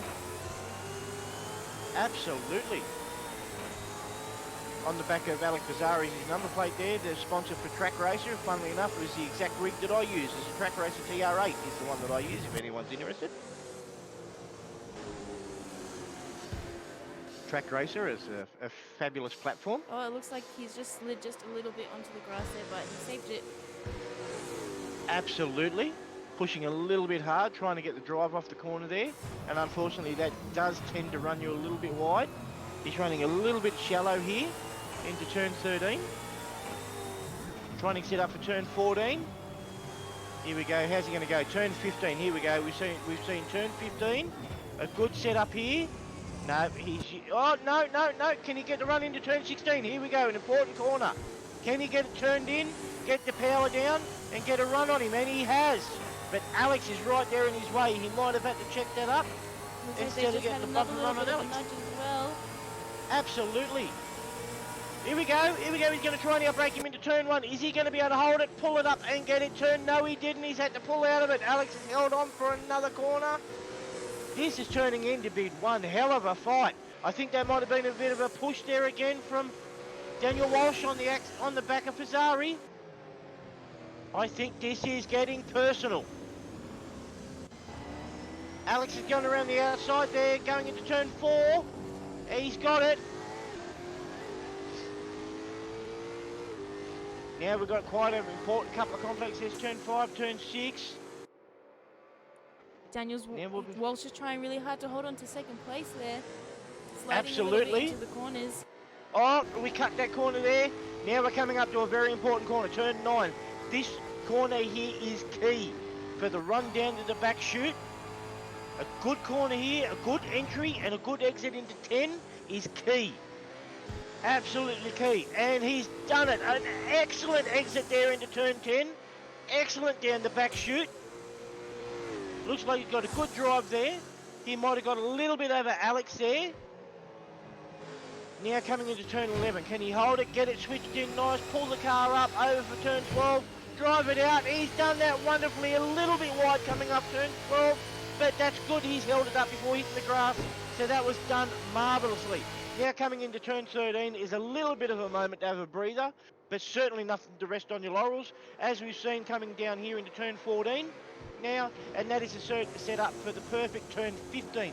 Now turn 15 and turn 16, if we've watched the previous things, here we go, we've got to get a perfect exit entry into turn 15 here, exit, switch it across, get the gearing right, short shift into third, hold it over to the right, switch it out to the left, hard on the accelerator down the front straight. Perfect exit out of turn 16 there, down to the front straight. Set yourself up nicely for turn 1. Get your braking zone right about now, beautifully. Turn it in nice. Got to hit that apex. Perfect drive out. Switch back again. Flow it out nice onto the ripple strip. Not too fast. He's done that marvellously. He's certainly not taking any prisoners here. Alex has certainly dropped off the pace here. 2 seconds off Daniel Walsh now. He's definitely seeing the back of the brake lights here of Daniel Walsh. Daniel Walsh is turning it on, and Tony DeLuca here. Oh my God, that looked like that was going to turn out well. Cooper Shipley and Tony DeLuca here look like they're getting ready to range into it right at the moment. Well, this is certainly turning in to being one of those races. What do you think, Christine? This is way more exciting than race 1. There's so much just happened. We had Walsh and Fazari battle it out, and then Shipley went into the pits, changed onto super softs, and he's come back out and he's taken 4th place back again from Tony DeLuca, who had it for a short amount of time while Shipley was in the pits, and he's just gone and snatched it out from right under him. Great pick up there. I did not even notice that Cooper pitted. There you go, punters. That's why there is now a 24-second disparity between first and third. I was wondering what happened there. Did he spin out? Did he go off track? Did he? No. That's the explanation. He now went he's got in the and he supers changed on. into super softs. I'm wondering if that's his technique to try and take over third, second, and first. But first he's got to make it up there again and close that 23-second gap between himself and Fazari, and then... Absolutely, but now what he's going to have to do is Shipley's going to have to be very, very careful with those super softs on. You can't drive these as hard as you do the softs. They are not as forgiving, and if you put a mark on these super softs, they do not rebound. Whereas you can put a small mark on the softs, and within a turn or two, you might be able to recover that tyre. You do the same thing on a super soft, it can take you up to a lap and a half to recover that tyre back to be able to do anything with it. And in that lap and a half, you can lose a bucket load of time. And that bucket load of time can translate to being on the podium and being nowhere. So we're just going to have to watch Cooper Shipley there. It's going to be extremely interesting to see how he manages that tyre, how he gets in and out of the corners, what his drive and turn is like, whether he can keep those brakes from locking up is going to be really interesting to see. As Daniel Walsh here gasses it up, tries to get the car sideways. Alex Fazari starting to range up again. We're caught here behind Cristiano. Daniel's trying to find his way round. Here we go, we're coming up into turn 7. That'll bring us around into turn 8. And then back onto turn 9. And as we seen a moment ago, turn 9, Daniel Walsh has used that to great advantage. Get into turn 9, get the perfect exit. Into turn 10, he's compromising himself just a little bit there. That's a good invite for Alex to range on up. He's not going to have the best drive coming out of turn 10 there. Coming down the back chute. Cristiano's holding the inside, forcing Daniel to go wide. Is Daniel going to have the drive coming into turn 11? He's got the line, he's got the drive. Is he going to be able to hold it, get the switch back into 12? Now it's going to come down to turn 11. Can he get the braking performance into turn 13? Here we go, we're coming into turn 13. Can we do it here? No, he's going to have to hold the line. Now we're going to have to be careful. We're going to have to try and recover those tyres a little bit coming into turn 14. Into turn 14, now this is where he wants to range up, get the perfect braking performance, down into second gear, get into that apex, beautiful apex, on the accelerator. Here we go, sharp shoot to third, get the drive into the apex, drive out beautifully, Alex is just enough out of the way here. We might get the drive. No, Alex has chased him across the track, trying to hold him up. Oh no, he's interfering here. I hope he doesn't get a penalty for that. Getting into turn 1, Alex is right on the back here as well. Cristiano's really holding things up here. Daniel is certainly going to be getting annoyed here, trying to find his way around Christian. Is he going to do it? Trying to go around the outside again, coming into turn 3. Is he going to get it? No. We're going to have to be careful here. Switch back. Oh, he's sliding out into turn 4.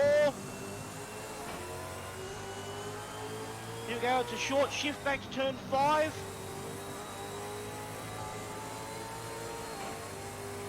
Down the back here into turn 6.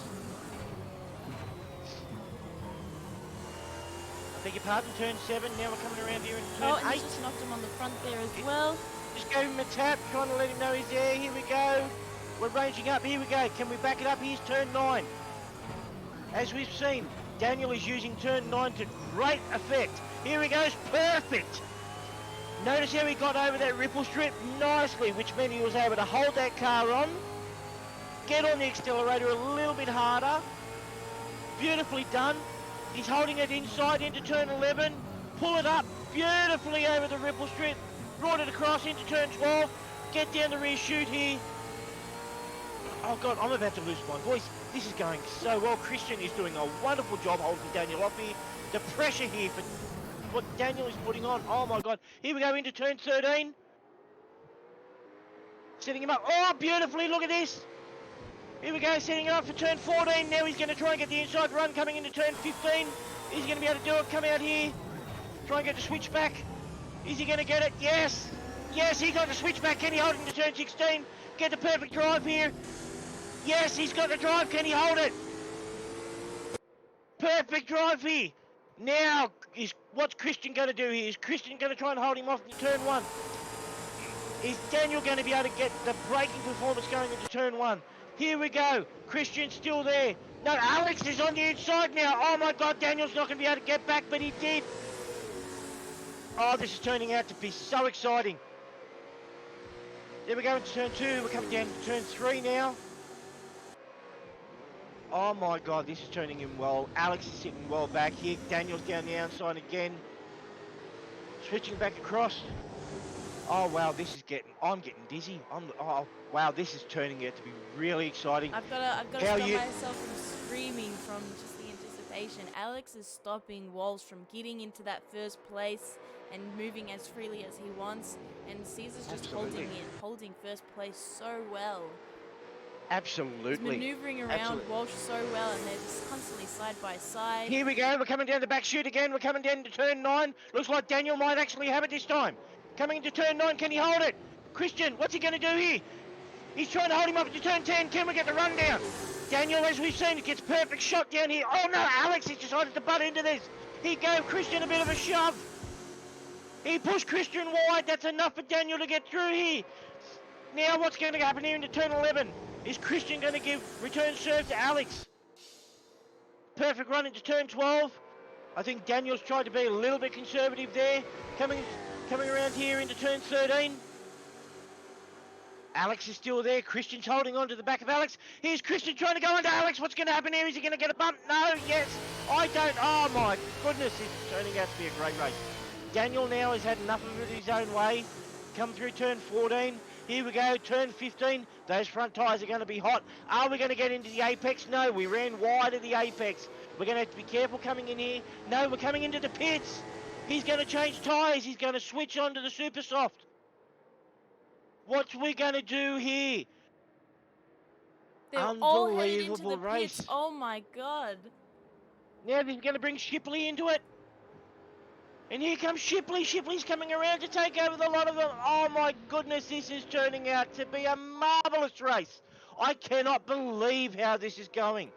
Oh, unbelievable, Christine. I'm going to take a drink. You're going to have to talk here. I am going to lose my voice. If the excitement keeps up like this, I am going to lose my voice. What an amazing, amazing second race we're having.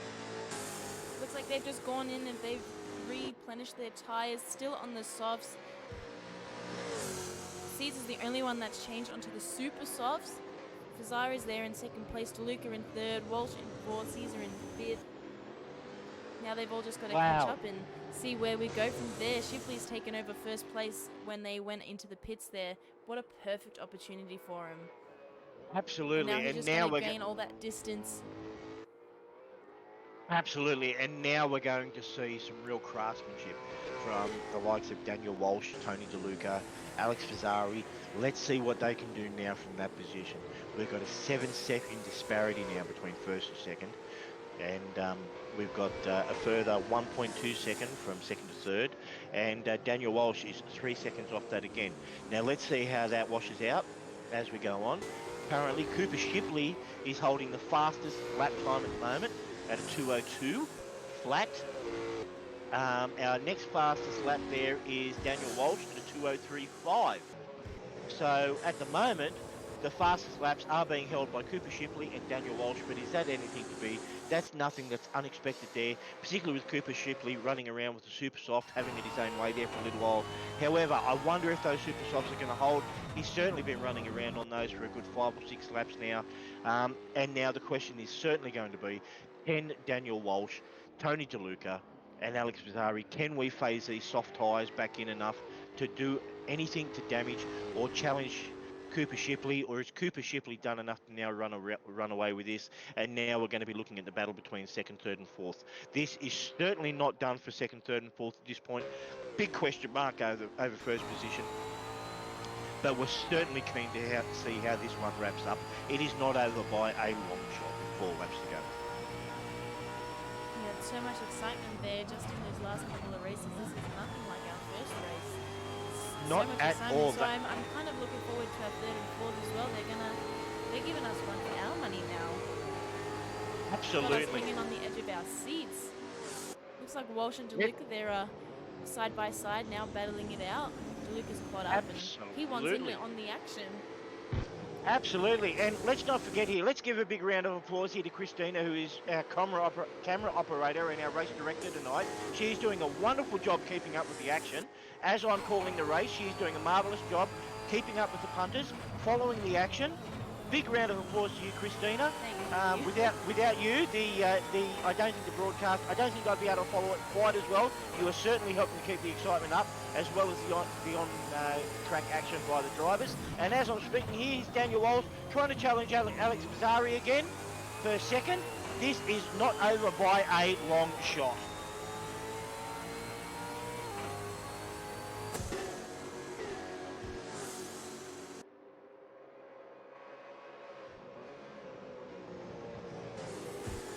Sorry guys there, I just had to hit my mute button there to have a little bit of a cough and a sneeze. I didn't want to give anybody my bugs.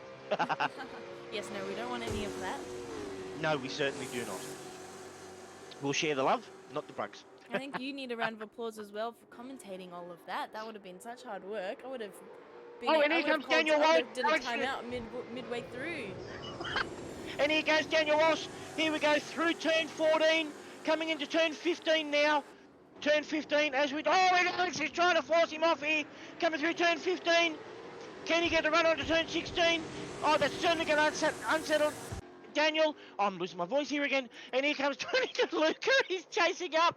And we've got Christian on the back here as well. Oh, my goodness. We've got a 4-way battle again. This is wonderful. And Cooper Shipley here is running away. I think he's going to have it. There's an 11-second disparity now, 11-second disparity that has certainly grown, but is not surprising with the 4-way battle we got going on here, certainly holding one another up. But we're thankful for that because it is certainly making it exciting here towards the end of the race with 3 laps left remaining, 2.5 now. Daniel Walsh has just been knocked off. Oh no! There was a little bit of the back of Walsh slid and just knocked Fazzari off into the wall. Absolutely, I think there might have been a tap there from Alex. So I think Alex might have given Daniel a little bit of a tap, and I think as Daniel solved it, I think he might have had a bit of a tank slapper and come back and hit the front of Alex. And unfortunately, Alex has been the one to come off there. What an unfortunate set of events there. That was such an amazing race up until that point, and I still don't think it's over. I think we've still got a wonderful thing coming on here with Daniel Walsh we've just got Tony DeLuca, and Christian has just been taken over there by Tony DeLuca. But Tony and Christian are still going at it, and Daniel certainly isn't being able to run away with it at this point. But unfortunately, I don't think we're going to get the same battle that we just did with Alex, who was trying to force the issue rather hard then.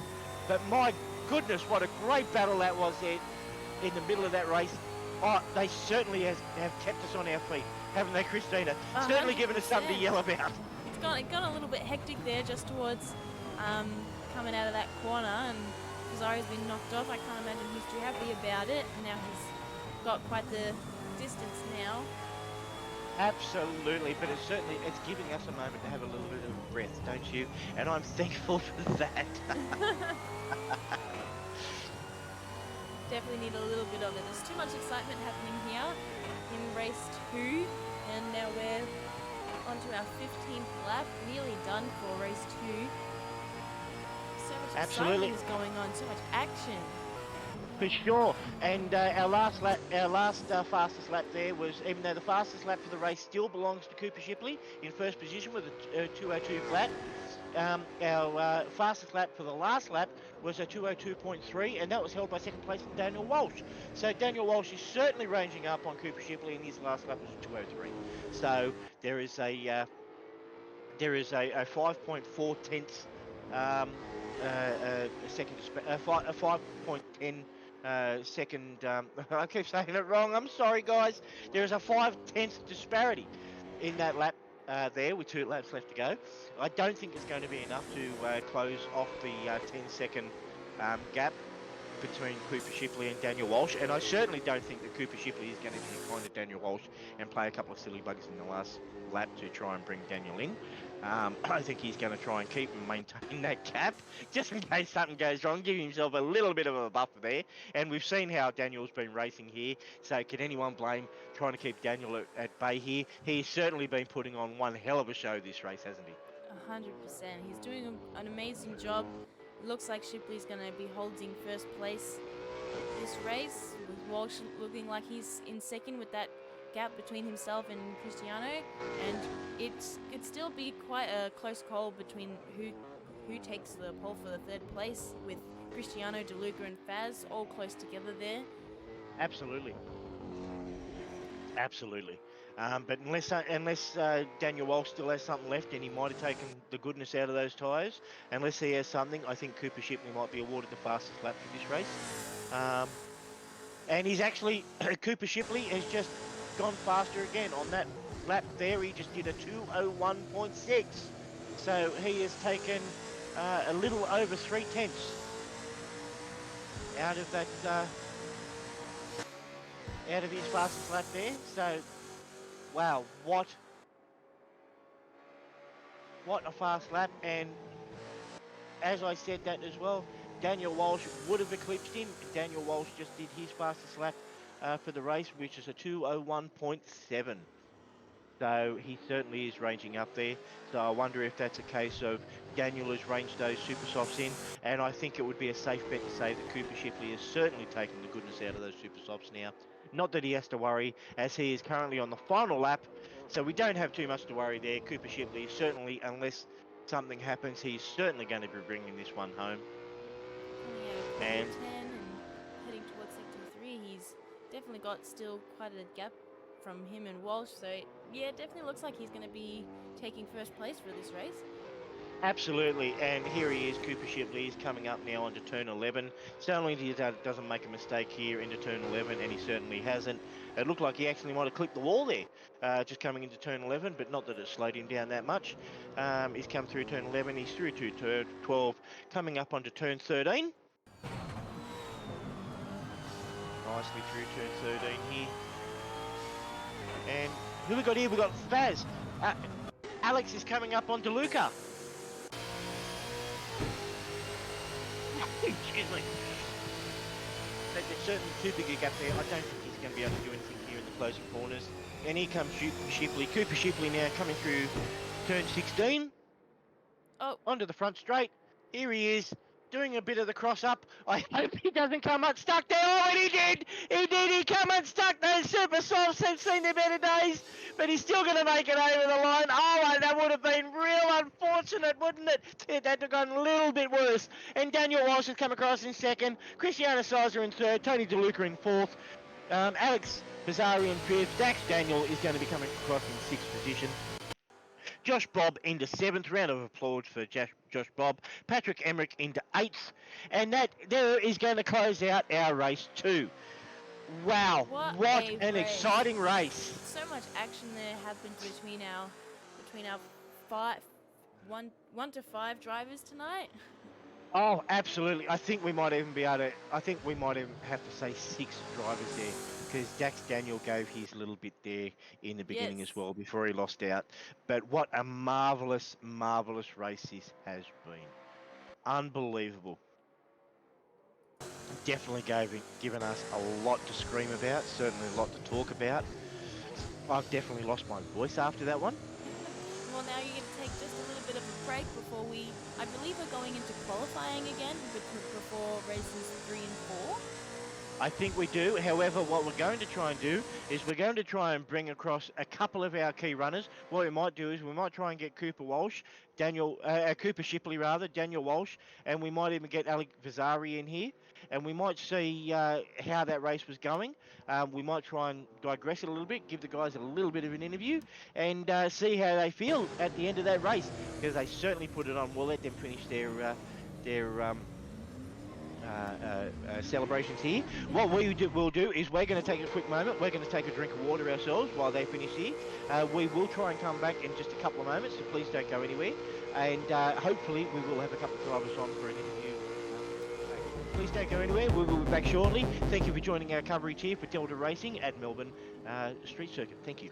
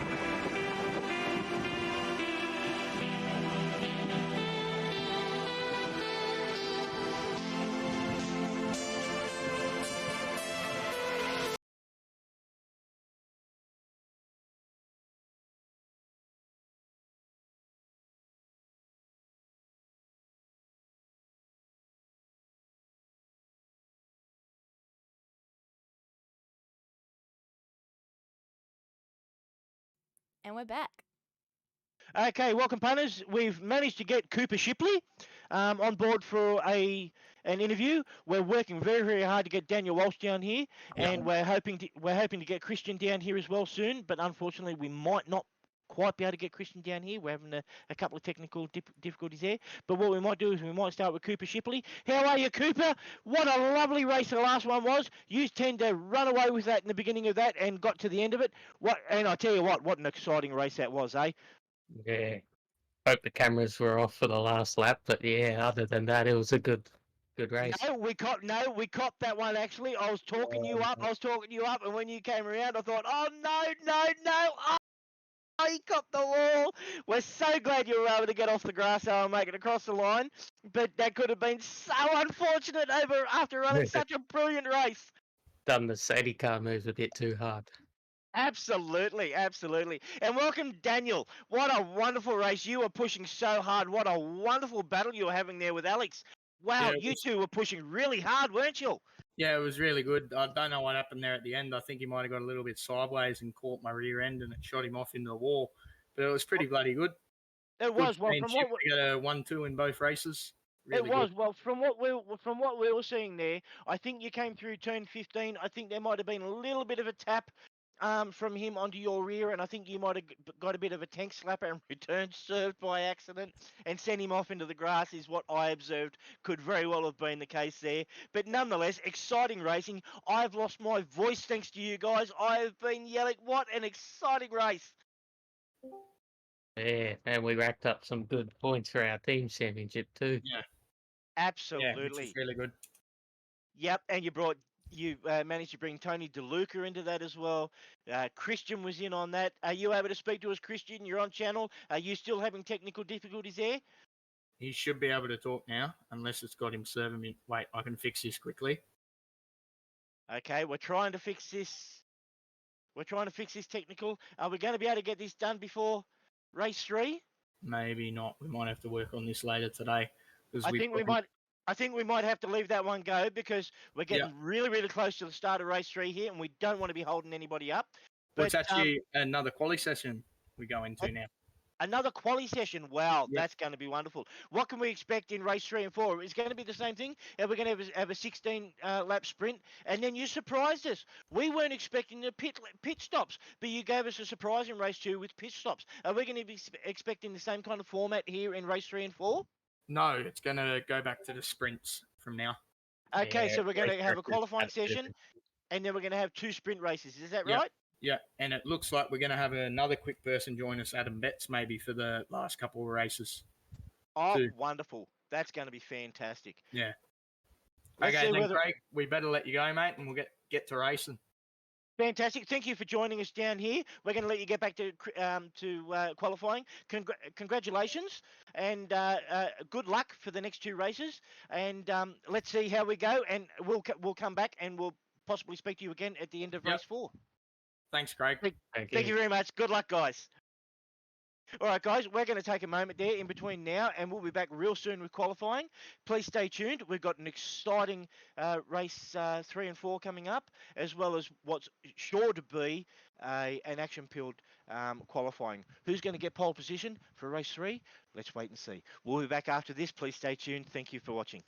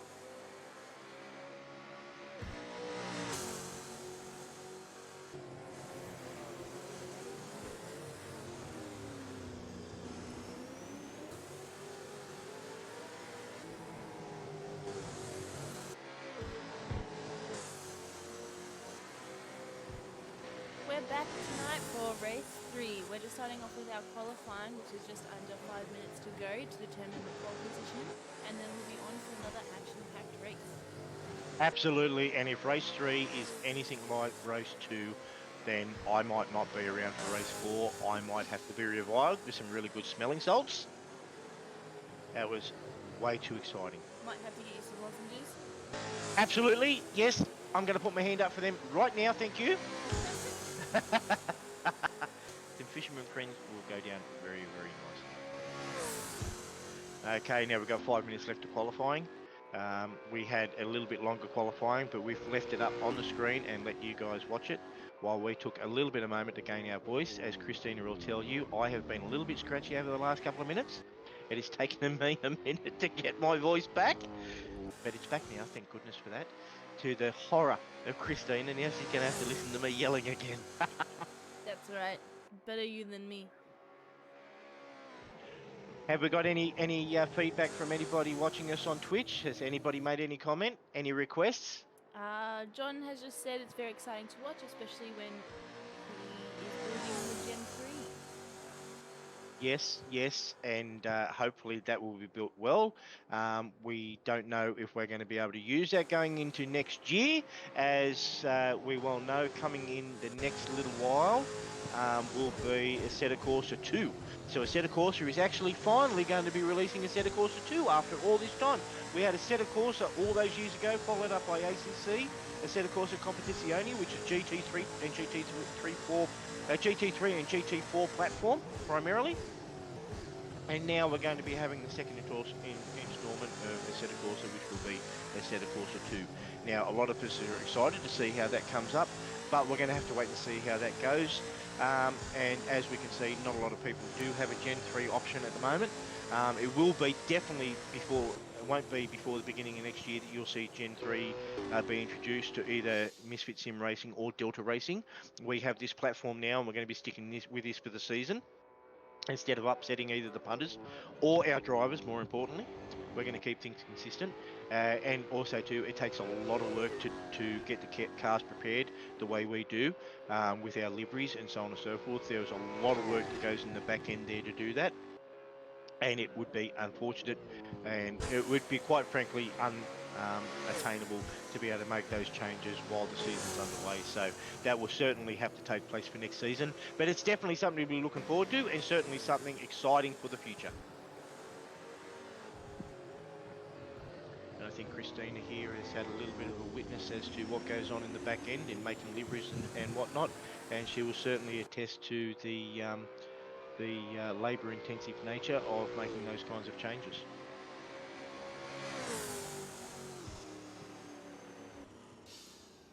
I think we've lost Christina there for a moment. I think she might have lost her voice. Which I can't say that I blame her, but she's still doing wonderful work on the camera. Sorry, yes, still here. Here's Tony DeLuca riding around nicely in his red head matches Commodore. The ZB Commodore, the last of the Gen 2 cars. Gen 3. No, Gen 2 cars, sorry. My bad. Wow, I'm having a mistake there. Yes, these were the Gen 2 cars in the ZB. And then we had the, I think the VFs and whatnot. I think they might have been, even though they were the next gen cars, and they come directly after the Project Blueprint cars. The Project Blueprint cars were the basis of the change that brought about quite a lot of excitement, and then we moved into next gen, and the next gen cars brought along the likes of the Volvo, the Mercedes, the Nissan Altimas, along with the Commodores and the Mustang. The Mustang come a little bit later on. We stuck with the Falcon there for a little while, the FGF, the FG and the FGX models, which were certainly exciting. And that was during the next gen cars. It wasn't until we started to move into Gen 2 that we started to see the end of that and move into ZB and the Mustang.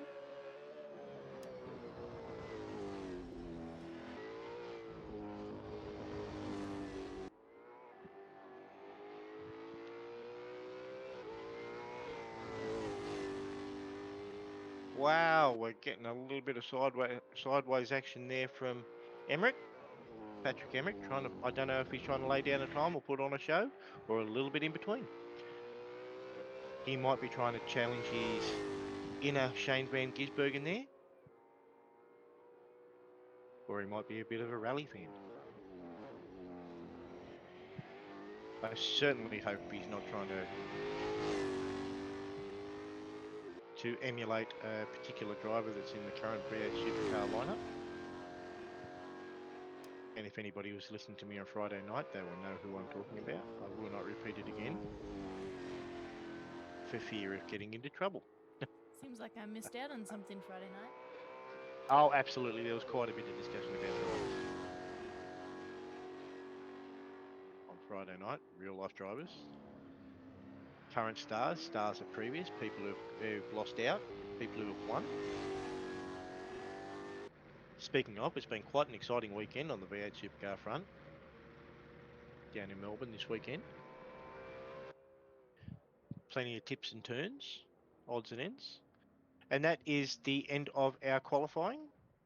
And it ends like this. We have Cooper Shipley in first position. He has run with a 2:03.9. In second position, we have Patrick Emmerich, and he has a 2:05.4. And unfortunately, I seem to have lost everybody else's time. I forgot to count it then. Oh no, there we go. We've got him down there. Then we've got no, everyone's moving around a little bit too much. I'm sorry about that. I too busy talking about the V8 Supercars, I forgot to pay attention to what was going on, I'm afraid. All right, guys, we're going to take a moment's break there. We'll be back in just a couple of minutes with the grid, the starting grid for race 3. Stay tuned. Once again, lovely to have you on. Looking forward to bringing you an exciting race 3. Hopefully it's as exciting a race 2. Please drop us a message. We're looking forward to hearing from you, and we look forward to bringing you a broadcast real soon. Stay tuned.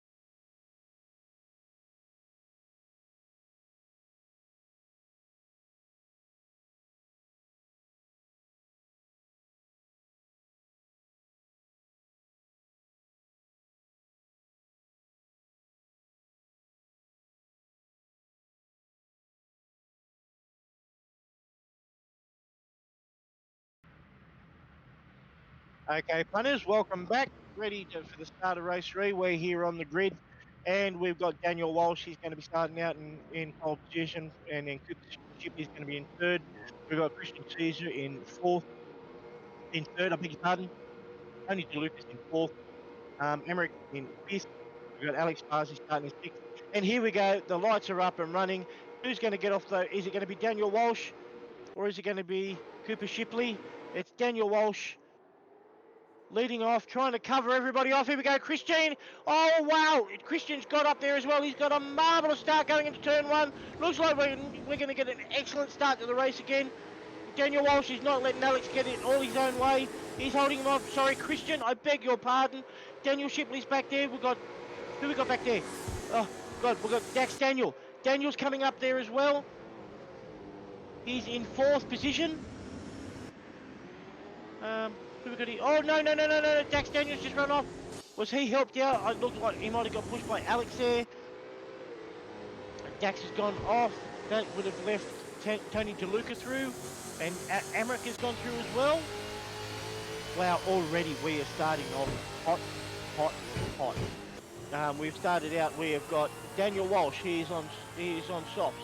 We've got Cristiano, he's on super softs. Okay, that's why he's doing what he's doing. He's on super softs. Wow, Draven, the way he's going.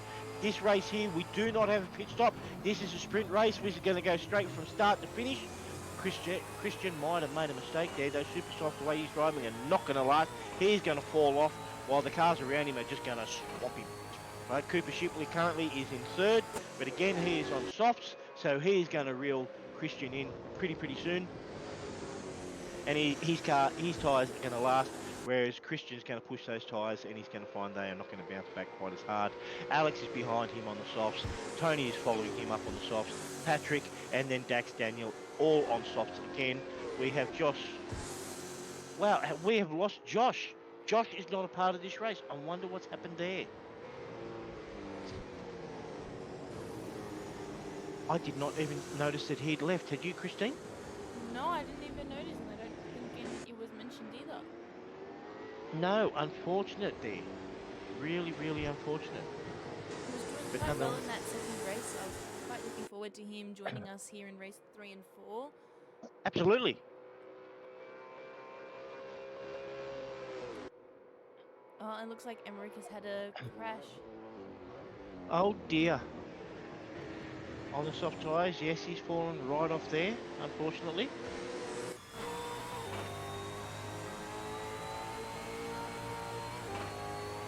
Unfortunately, yes. And he's right off the pace now. It's unfortunate. I don't know what's happening there. Here we go. We're up with Cooper Shipley. We've got Alex Pizzari right on his tail. Daniel Walsh. Christian's up in front. But as we said, he's currently on the super soft tyre. Have we got anyone we need to say hello to there on the chat, Christina? Just Country Thunder Gaming, who just said he'll be continuing his Sunday drive at the back of the field. Not a problem in the world. But that's okay. Dax Daniel, Country Thunder Racing. You've certainly been giving us an interesting race here. But that's okay. You're not too far off. You're 8 seconds off Tony DeLuca. And you've certainly proven yourself capable of coming up. As we can see here at the front though, Christian is trying to push those tyres. But as we can see, he's already pushing them a little too hard here. On lap 2. And he's losing that traction. Daniel Walsh is keeping the pressure on though, making sure that he pushes that car too hard. Bit of a shallow entry there to turn 12. Not what you want. While Daniel Walsh is doing the right thing and using up the thing. And in the background there, we've got Alex Pizzari into the side of Cooper. Cooper and Alex going at it. I think this is where the action's going to be for the moment, guys. Having a lot of crashes there with Shipley gears, Absolutely. nudging him just like he was back in the first race. Yes, for certain. And Dax Daniel has got one warning for cutting the track there as well. What else have we got here? We got anyone else? We got any warnings going on up and down the field? Not that I can see right at the moment. Which is quite wonderful. But I tell you what, this action, Alex really brings it. Oh! There's Daniel Walsh. He was running a little bit wide. Cooper Shipley, he's trying to take advantage. He's trying to go down the inside. Is he going to be able to get there? Coming into turn 4, are we? Or turn 5? I think we might into turn 5 there. It's quite interesting. Oh! Here we go, there was turn 4 and 5. There we go. Daniel Walsh is hanging on, but as you can see, Cooper Shipley is pushing really, really hard. And definitely being pushed along by Alex Pizzari. Christian right at the moment is having it all his way, which is definitely going to help him to help those tyres survive and carry through the race just a little bit longer. They certainly will not make the end of the race. It's going to come down to whether or not he can't make them last. And the way he's pushed in the opening laps means that he's really pushed those tyres. The goodness would have already been hurt in those tyres. He's not going to be able to hang on to them for as long as he likes. But let's just see where he ends up. It's going to be extremely interesting to see how this race ends up, particularly the way it's going right now. And like the race before, as this is all going on in the front, Tony DeLuca is slowly starting to range up. At the moment, Christian has the fastest lap on track at a 2:07.8. That is closely followed by Alex Pizzari, who has 2:08.2. And then the next fastest lap after that is a 2:08.4, which is Cooper Shipley. And Daniel Walsh at the moment has a 2:10.3. But I have no doubt in my mind that is probably as a result of some of the battles he's had. He hasn't yet opened up the capability of that car, and he might still be phasing that car in, although it looks like he's really trying to push right now. Putting that car sideways, coming out of turn 16 onto the front straight. He mightn't have got the car right over to the right there, coming through turn 16, which is what you need to get a good drive onto the straight. And if your tyres are a little bit hot there, if you hit the accelerator just a little bit hard, if you even come through there in the wrong gear, any one of these things can help to carry you wide and loosen up the rear of the car. But he did a very good job to hang on to it, because the tendency of the car is you can shift the weight across and the car can tend to follow its nose around then. And there's really not a lot you can do, since a lot of weight actually comes off the steering as you're coming through there if you get it just a little bit wrong. Here with Alex Pizzari pushing really hard, trying to catch up with Cooper Shipley. Cooper Shipley seems to be making a little bit of an in-run here. We have an 8/10 gap between first and second. And there's a 3-second gap that's built between second and third. Oh no, sorry, I'm reading the wrong line there. I beg your pardon. There is a 2-second gap between third and second. There is a 0.8, 8 tenths between Alex and Cooper. There is a 4-second gap between Alex Fazzari and Tony DeLuca. A 6-second gap between Dax Daniel and DeLuca. And Patrick Emmerich is another 6 seconds off that. Caused, no doubt, by his accident earlier on. Cristiano has brought his fastest lap time down again at 2:06.1, followed by a 2:07.4. That was done on the previous lap as well by Daniel Walsh. I'd like to know what Christian's done here because he's brought Daniel right on. What's this lap going to be? Christian just did a 2:06.1. But there you go, Daniel Walsh just eclipsed him with a 2:04.6 for that lap. That is how he's done it. He is really pushing that now. Using that tyre, he has phased that soft tyre right in. How much of an answer is Cristiano going to have for Daniel? I'm certain by now a lot of his tyre will have been spent trying to hold Daniel at bay. Is he going to be able to hold the line now? Is he going to be able to hold Daniel at bay? If he is, it is going to be a very good effort by Christian in front here.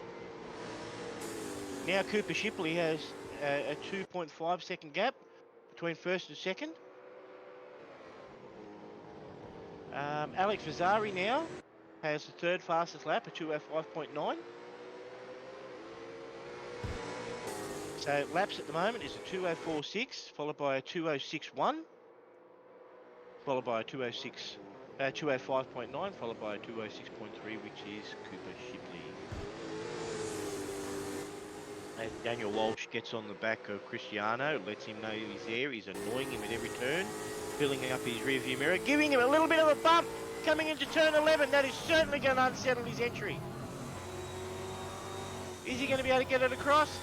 No, he is really unsettled here. Here we go, Daniel's ranging up on him, hoping to get a good run, giving him a little bit of a kiss here coming in. He's going to try and outbrake him here into turn 13. Here he is, he's going to have to go around the outside. Can he hold it? Get a drive out of here. Now he's going to have to hold it coming into turn 14. He's on the outside here, but it's going to give him the inside for turn 15. Turn 15 is an important corner. Alex has got there. No, Christine, sorry. Here we go, coming out of turn 15 and into turn 16. Here we go, can we get the drive in? Can Daniel get right across? And he does, and he's gotten the drive. He wasn't able to drive the car out, but he's trying to hold it to the inside to get into turn 1.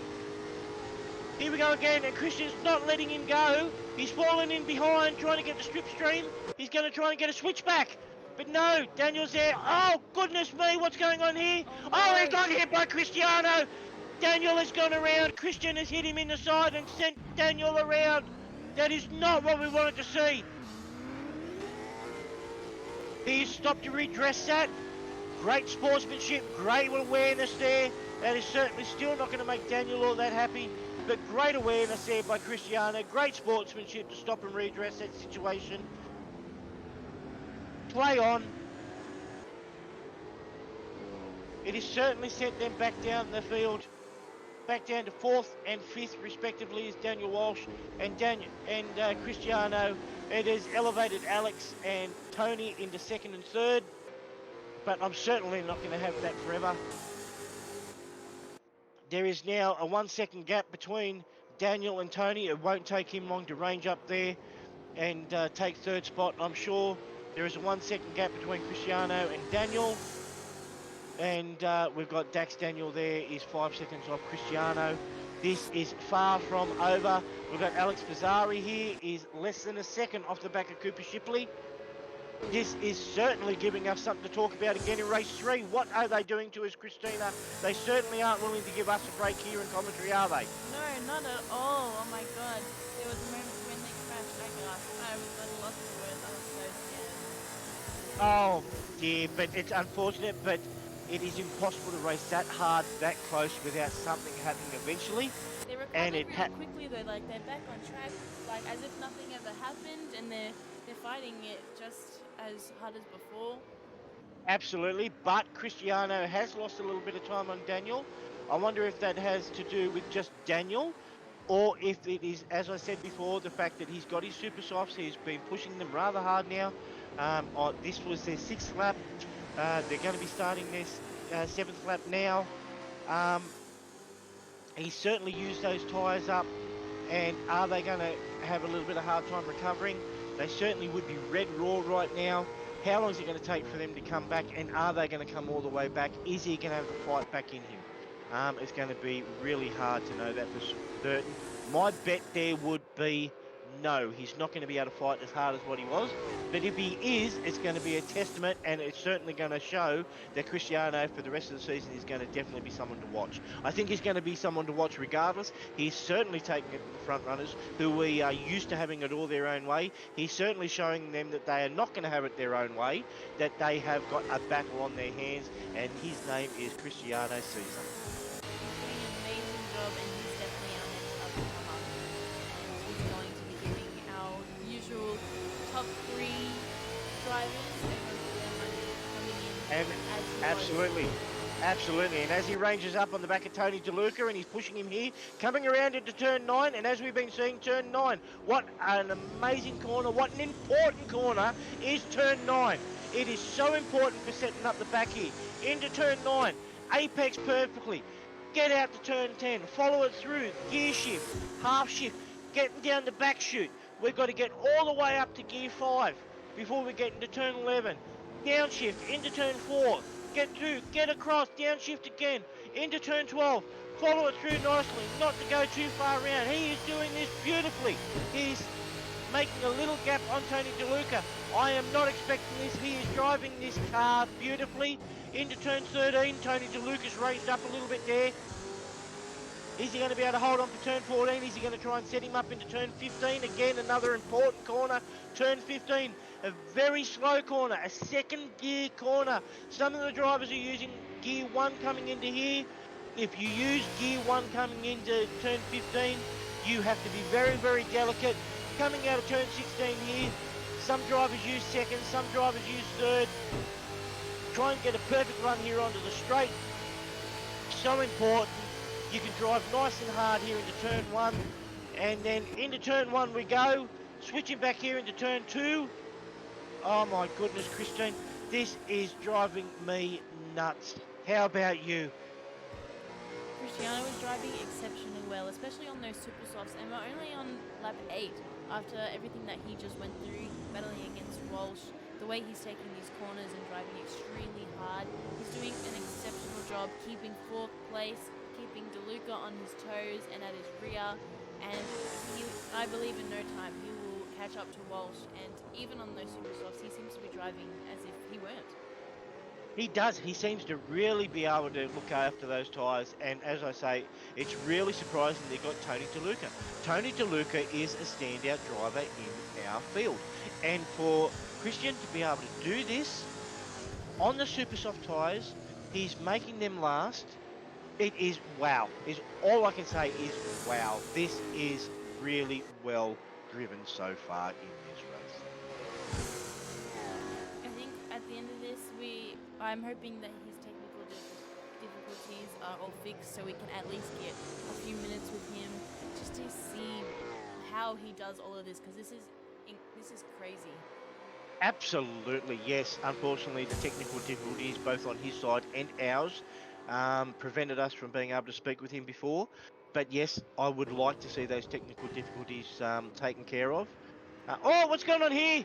Cooper Shipley ran wide, ran really, really wide, coming through turn 15. It would have given a really, really bad start coming into turn 16 there and coming down the straight. Alex Fazzari certainly would have capitalised on that, you would think. This is going to shake up coming into turn 1. There was a 1-point-something second gap there. Has that come down? No, it hasn't. That gap has been maintained. Wow. Cooper Shipley has certainly gotten away with something lucky there, I think. Daniel Walsh is not letting it rest. He's done the new fastest lap for the race, a 2:02.5. And that was on his last lap. Wow. He's definitely worked his way What? back up into the top 3, taking over from DeLuca, and now, unfortunately, DeLuca's fallen behind Cristiano there. He has, and Cristiano has an 8-second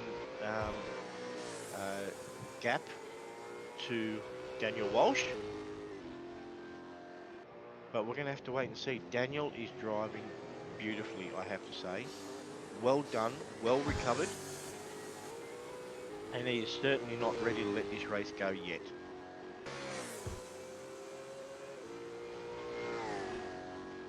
And as Cooper and Daniel both said during the interview, at this stage, the Bilston team has had it their own way quite a fair bit, 1 and 2. It's been very, very interesting. I wonder, Chris. Absolutely, but I wonder if anyone can take a successful challenge to the Christina. Is anybody going to be able to mount a proper attack and give them something to think about, or are Shipley and Walsh just destined to get it their own way? At this point, like, Shipley's still maintaining first place. He's Yes, kind of with a gaining a little 2.9 bit of sec. distance, but not really. Fazari's keeping on behind him, and it looks like Walsh is getting up close to Fazari now as well. Absolutely, there is now 1 second gap there, so he has brought that right into play.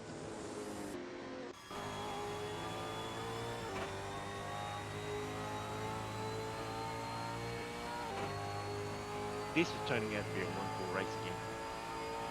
We've had a brilliant start to this race, absolutely phenomenal. It seems like all the major players have had a little bit of an incident here and there. We're having a little bit of a lull here in the middle between the action between the cars, but Daniel is ranging up now on Alex. There is a 6-tenth disparity between them. It is visual now. Daniel can see Alex. He's ranging up on him. He can see his lines. He can see where he's sliding out. He can see where he's getting drive. This is going to incentivise him. Coming into turn 9 now. As we've demonstrated and as we've shown, what an important corner. Look at the way he ranged up on him there.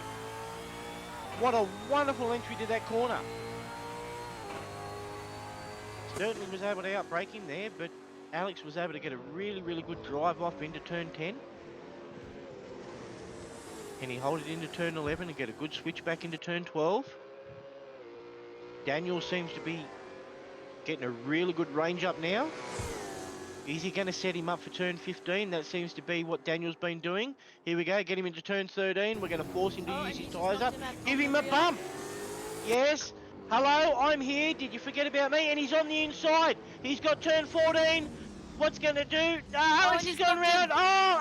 No, Daniel has straightened him up. Wow. That could have gone so much worse.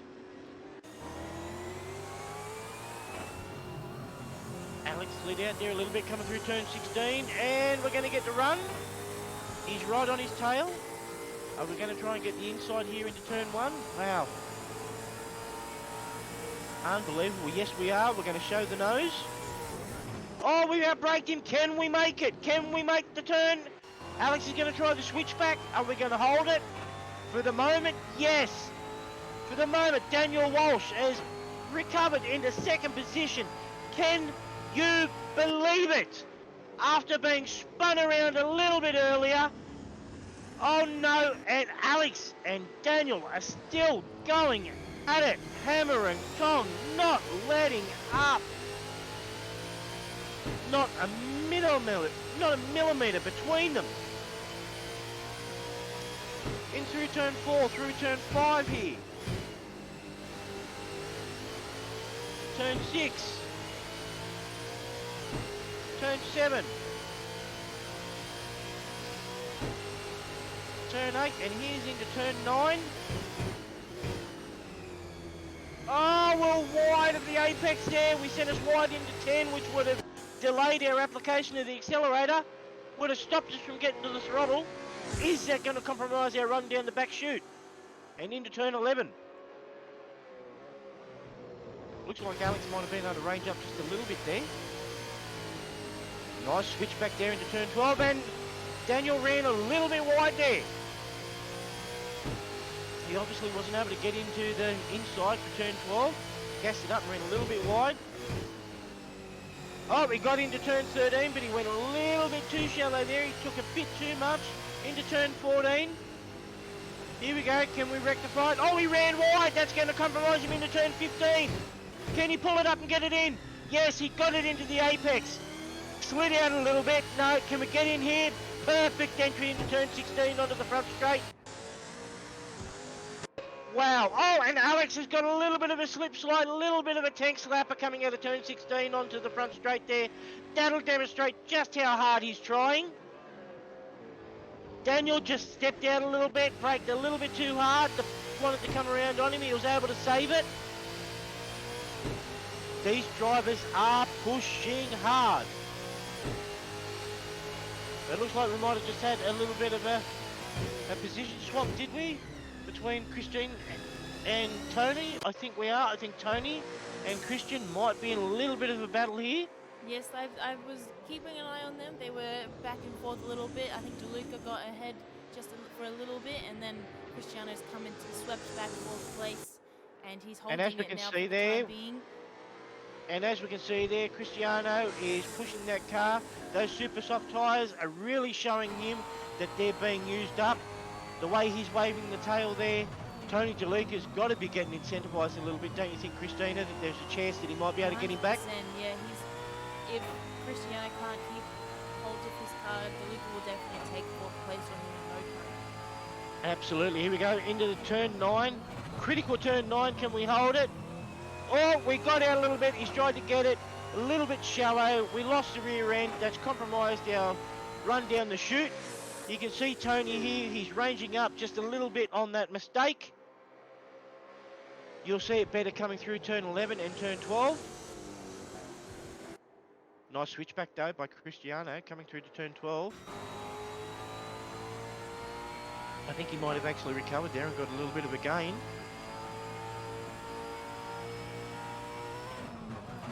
He's managing very well.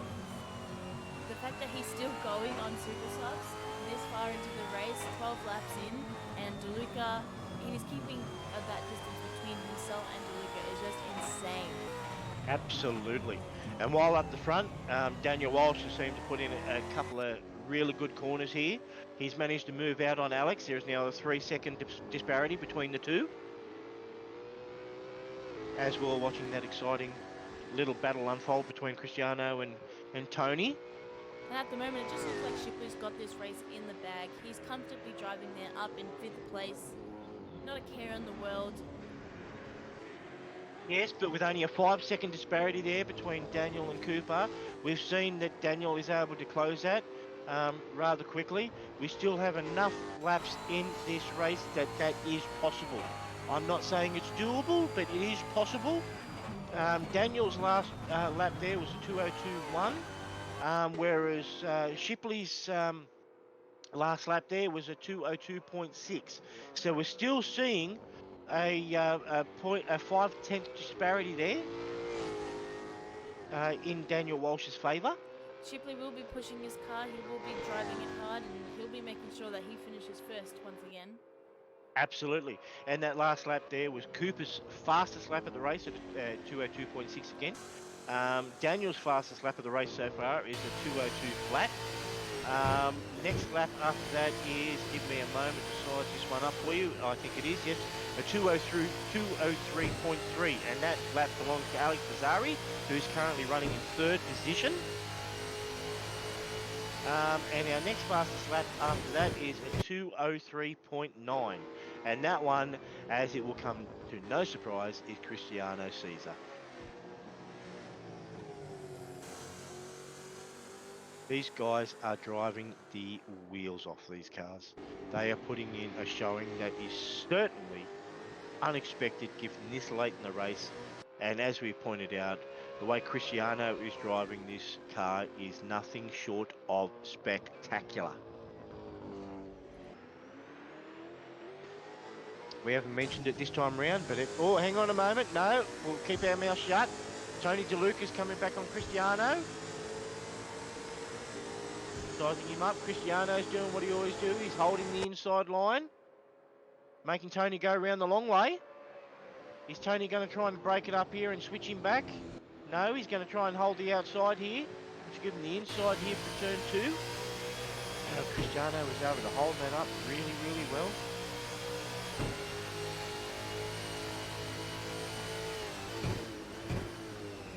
Daniel Walsh has managed to take a second out of Cooper in that last lap as well, making that the fastest lap of the race again, 2:01.1. Absolutely. Like beating every single lap one after the other.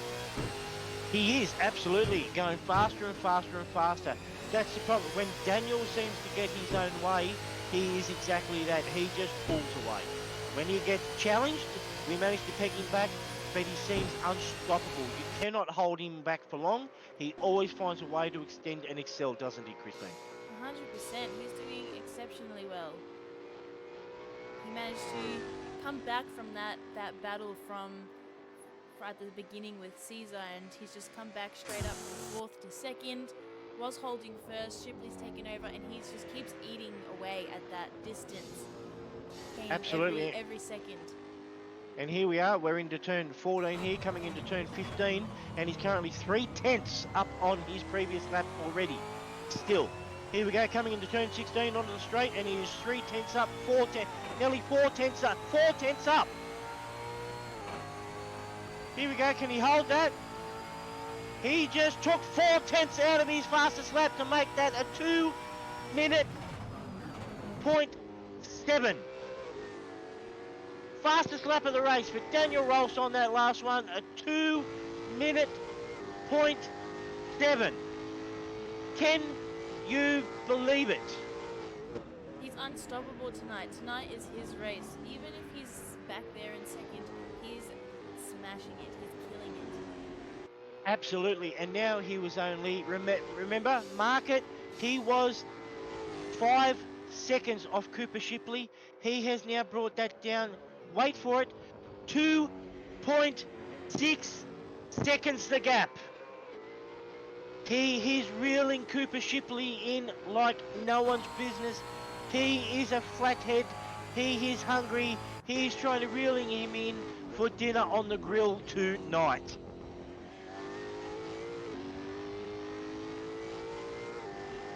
It's good to see you, Scooney. I love that you're enjoying this battle just as much as we are. He's wondering if Walsh can make it up 3 seconds in 2 laps. If anyone can do it, particularly after what we've seen over the last 2 races previously and this race, it is going to be Daniel Walsh. He is unstoppable. He certainly has a mastery of this car. Wow is all I can say is wow. Everything seems to have settled down a little bit in the previous numbers. We've got a 9-second disparity between 2nd and 3rd. We've got a 6-second disparity between 3rd and 4th. A 3-second between 4th and 5th. And as we go. So right now, our excitement is between 1st and 2nd as it sits. Daniel has now brought that gap down to 1.5 seconds. 1.5 seconds, punters.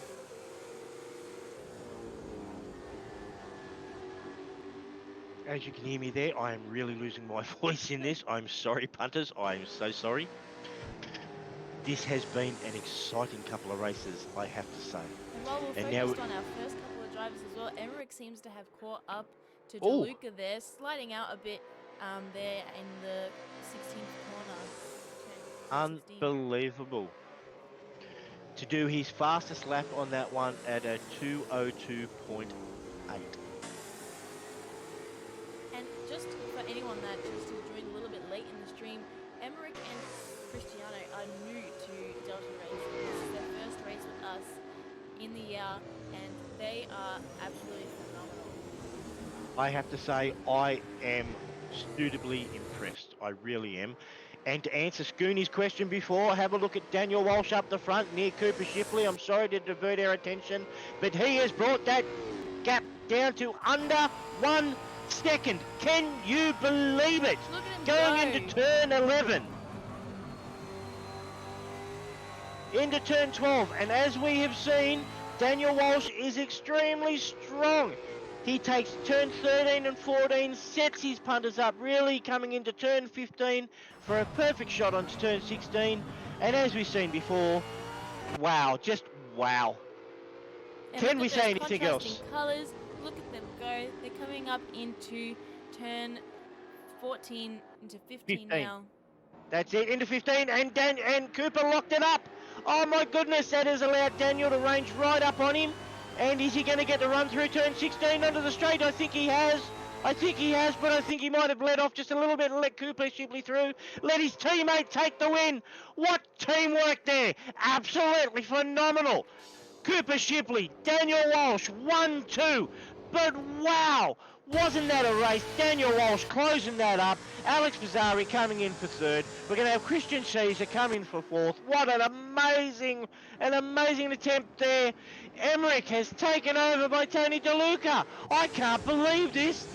Wow, the two newest drivers did. No, he's gone around the outside. And he's taken Emmerich over has from... taken third. No, fourth. He's taken over fourth. Oh my goodness me. Wow, that So much was action has just happened unexpected. here in the final lap, just at the finish line. Emmerich's Oh taken over goodness. fourth from Cristiano, who's holds it for most of this race. And DeLucas comes sixth, and Dax Daniel there in seventh. Wow, I cannot believe that race, Christina. Wow. Wow What is are all I can say. These guys have to be on something. It has just been crazy all over. Well done, Emmerich, for coming fourth place and snatching that right out the bag, out from under us. I don't think any of us saw that coming. No, not at all. He come out of nowhere. And I have to say, the consistency of these drivers tonight has been phenomenal. Unbelievable. Absolutely phenomenal.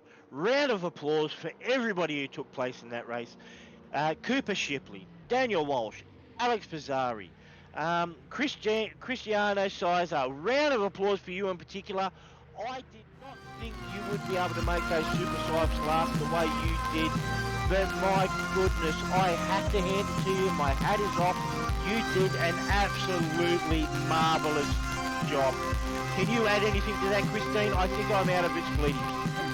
Honestly, I don't think there's much more that I can say. Everyone saw it here for themselves with their own eyes. Everyone was just doing amazing job. I can't believe into fifth place, even just for the super soft tires and softs. And I think it was amazing just watching Emmerich come up from taking over from DeLuca and then just snatching it out from underneath Caesar. I don't even think he was expecting it himself. It just kind of just happened last second. You couldn't even see it, like it was gone in a blink. No, absolutely. I think he was ranging up. I think he's seen an opportunity. I think he's just gassed it up. And I think as you've seen him come sideways around that corner, it was an extremely lucky situation. He was able to hold it, I think, but held it he did. Got the drive off the corner. Wow, he got fourth position, completely and utterly unexpected. But driver of the race has to go to Daniel Walsh after his problems in the beginning of the race to be able to come back to take second position. Driver of the race, no doubt. Hands off to him. Okay, guys, we're going to leave it there in between races 3 and 4. Please, I apologise. We're going to have to take a little break there. I need to go and take a drink. I need to let my voice rest. Thank you, Christina, for helping me out on that one. Thank you, guys, for watching the broadcast. It's been ultra exciting up until now. Please don't go anywhere. We have race 4 coming, and I have no doubt it is certainly going to be gloves off coming into race 4. I'm looking forward to it. Are you looking forward to it, Christina? I'm definitely looking forward to it, 100%. I'm so excited to see where we're going to go with this last race for tonight and see where everyone is going to be positioned and just how it's going to end overall. Because now that after seeing Emmerich just take fourth place, I don't know what to expect. No, I think it's going to be open season in race 4. I don't think anyone's going to be allowed to have it their own way. I think for all the battles that we've seen, I think it's been somewhat withheld, a little bit reserved. I think all the gloves are off in race 4, don't you? Yes, I can completely agree with you. Unfortunately, I'm so excited. Please stay tuned. I hope you're enjoying our coverage here at Melbourne, watching Delta Racing here. Please stay tuned. We'll be back really, really soon for race 4. We'll look forward to seeing you then. We'll see you on the other side of this. Thank you. Look forward to you then.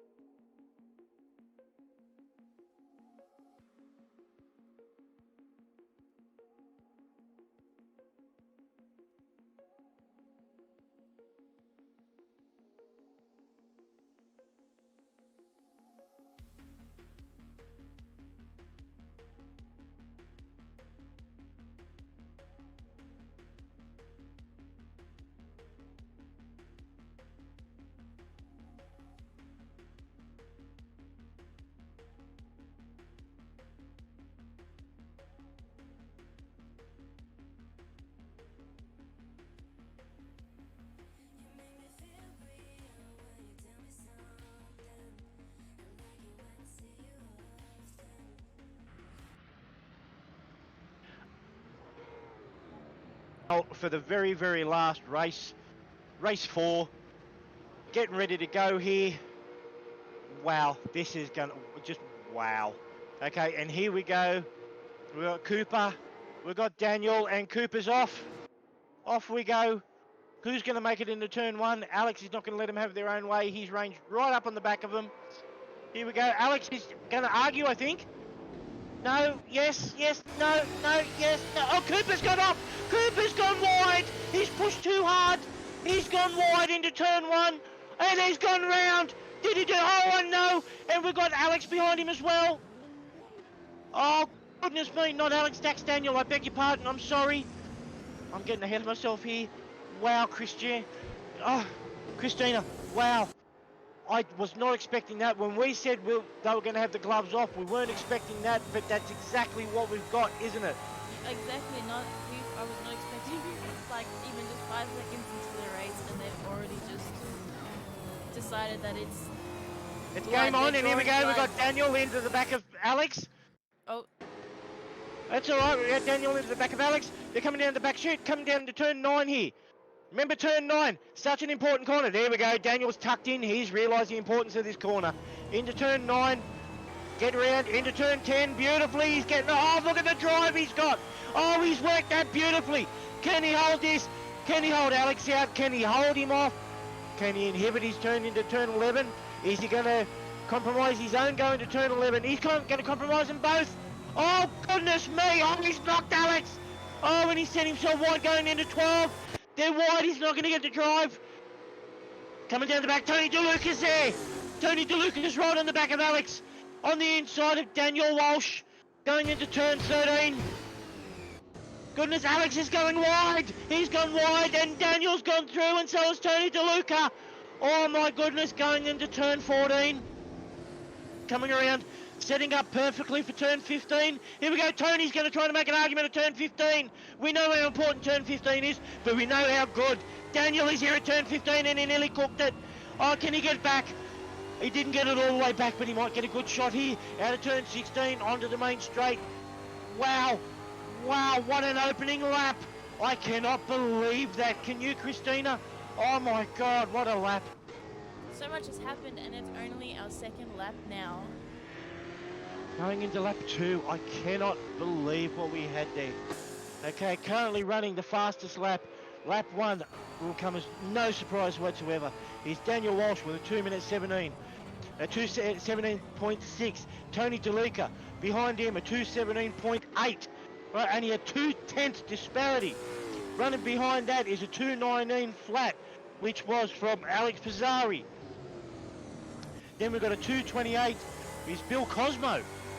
Bill Cosmo, he's made it into 4th around Shipley. But Shipley went off, as we need to remember there as well. It is no surprise there. Cosmo has not been here for race 1, 2 and 3. I don't think he knows what he's thrown himself in the middle of. Do you, Christina? Not at all. If he knew, he would not be here. He would not be there. No, I would be scared. I'm scared for him. Oh, unbelievable. Wow. He might be in some luck since, unfortunately, Cristiano Caesar isn't with us this race. So Cosmo does have some luck in not going up against him, but he's still going up against Walsh and DeLuca and Pizzari and Shipley. Absolutely, and we've got a few others throwing it up here. Where everybody, except for Cristiano, had super softs last time. Everybody had softs. Right? Now they're all kind of mixing in the super softs yes. this time. Interesting. Yes. Daniel Walsh running around on his softs. Change up. Tony DeLuca is on his super softs. Alex Pizzari on soft. Bill Cosmo on super softs. Cooper Shipley on soft. Dax Daniel on super softs. And it just looks like DeLuca's just knocked Pizzari off into the side. They've had a little bit of a mishap, and it's dropped Pizzari down into 5th place. Cosmo in 3rd, Shipley in 4th. What is going on? Unbelievable. It is gloves off. We predicted it, but we didn't expect it to be this hard. It is war. Indeed, I think that's a perfect word to use, Christina. War. We are at war. Shots have been fired. Flags have been posted. It is on. What nation are you voting for? Let us know in the comments. Who are you going for? It's good to see some excitement there in the comment section. Dukin is I can't even speak right now. he's voting for DeLuca. He's cheering him on. DeLuca's now in second place, just behind Walsh there in first. Wow, this is unbelievable, bearing in mind that Tony DeLuca is using the super softs. I wonder if he's seen the way Cristiano used it in the previous race to his advantage. There are no pit stops in this one, so let's get that straight. Before we had a sprint race in race 1, we were tricked. They threw us a curveball, they gave us a pit stop in race 2. We had another qualifying, we had a sprint race in race 3. But we are not being thrown a curveball here in race 4. It is a sprint race. From the first get-go, there is no stopping. We are going straight through. So what tyres they are on are the ones they are on. There are no get-out-of-jail-free cards here, my punters. What do we think about that, Christina? Have we got some good choices here? Have we got some bad choices? When do you think we're going to find out? Oh, I think we might find out on lap 8 maybe. I have a feeling lap 8 is where we'll see a little bit more excitement, possibly even earlier. I mean, we've got Cosmo and Shipley here. They're so close, they're toe-to-toe with each other just about. And then we've got Fazzari not too far behind. He's catching up from his little error there. So we could see some action real soon here with Cosmo and Shipley. Shipley's getting so close there. Absolutely. Seconds And we've got... behind. Yep, and at the moment we've got at the front there we've got an 8/10 disparity, 2/10 disparity now between Tony DeLuca and Daniel Walsh. I wonder what's happened there. Wow, here we go. DeLuca is snatched Daniel first Walsh has place. got it. Oh, Tony DeLuca's got it. Tony DeLuca just took the lead from Daniel Walsh. How did he do that? The super softs. He is using them to his advantage, getting the drive out. Remember, turn 15. He's cut turn 1. No. That is going to compromise his drive. That is going to range Daniel Walsh up. Oh my goodness me. This is turning out to be disastrous or advantageous. What side of the fence are you coming on there, Christina? I'm not at a loss for words. There's just so much happening. It also looks like Shipley's taken third. Right now it does look like DeLuca's holding first place, but for how much longer? How much longer indeed? We are pushing. We've got action here. We've got action with 1 and 2. We've got action between 3 and 4. This is shaping up. Alex Fazzari, 2.3 seconds off Bill Cosmo. Bill Cosmo, 8/10 off Cooper Shipley. Cooper Shipley, 5 seconds off Daniel Walsh. Daniel Walsh still 4/10 off Tony DeLuca. Virtually bumper to bumper. This is going to keep on going. I don't think we're going to get a rest here, Christina. I think it's going to be worse than race 2 and race 3. I think you're right. And Walsh has just Giving kind of Tony a knocked Walsh. DeLuca there in the back, but he saved it. He's still going. Absolutely. Trying to unsettle him there, trying to get him to work those super softs, trying to get the rear tyres. Just as he did with Cristiano in the beginning, I have a feeling that this might kind of end up with how race 3 ended up. Like, is DeLuca going to get knocked off and then be brought back down to 5th place? It could, but bearing in mind that we have noticed Tony DeLuca here, we know he's an operator, we know what he can do, we know that he is a proven operator, that he can drive. Cristiano, well, what can I say? He came out of left field and surprised us all there. What is Tony DeLuca going to be able to do? Daniel Walsh has had this entire round to himself. Race 1, race 2, race 3. I think the only advantage that DeLuca has over Cristiano is that he knows these drivers. He's driven with them before, so he's familiar with their tricks, and he's got more of the field to play with and use them as he wants. Absolutely, as Tony DeLuca cuts turn 1 again. I wonder if he's having a problem there, snatching the rear brake maybe, and turning himself in a little bit too harsh. Is he braking a little too deep? Is he Giving trying to Walsh turn? a chance to catch up and is close to taking over. Absolutely. And this is exactly what Tony doesn't want. He wants a little bit of a break here. He wants to be able to give those tyres a little bit of a break. His only hope here is to maybe back Daniel into Cooper, and hopefully Cooper can take some of the pressure off Tony. But is that going to happen? Daniel is not letting up. He is relentless. He's coming for blood and he will take it. Absolutely. Absolutely. We know this to be true. Every time he comes around here in particular, if we haven't noted, every single time that Daniel comes up into turn 11 here, a little bit of a touch. Hello, I'm here, coming into turn 13. Hello, I'm here, coming into turn 14. Turn 14 is so crucially important for setting up turn 15. Hello, I'm here. He loves this back of the track for setting himself up for that shoot into turn 16 as he cuts turn 12. That is not going to bode well. You can really see that these drivers are under so much pressure tonight. Absolutely, as Daniel just pinched the inside right tyre. He's holding the outside here. He's trying to set him up for turn 15, and he's going to get in turn 15. As we predicted, all the way back at turn 9. Oh, and he went wide! He went wide, giving Tony the chance to get into turn 16 and get the run onto the straight, and he's done it! He's got the switchback. Daniel Walsh ran wide. Tony DeLuca was able to use those super soft tyres to his advantage and get the drive out of turn 15. Wow! We predicted all the way back at turn 9 that Daniel Walsh was going to set him up for turn 15, which he did, but then he carried too much speed into turn 15, ran himself wide, and he wasn't able to switch back into turn 16.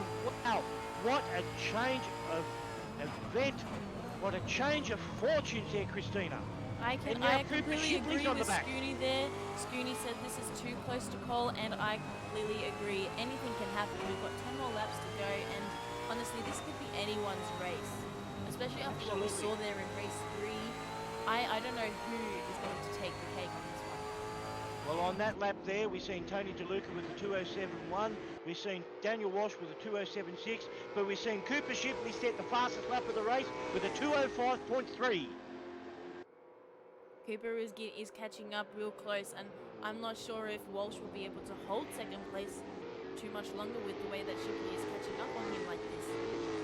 No, and the battle that he's having currently with first place Tony DeLuca, with the little cat and mouse there playing, is certainly giving Cooper incentive to get onto the back here and drive his car hard. He's certainly able to drive his car straighter, out of the corner, straighten his car up, get the drive, slow his guard down, get the perfect delivery into the apexes. He is just being able to drive a perfect race, get the slipstream, pick up those loose passes. Wow.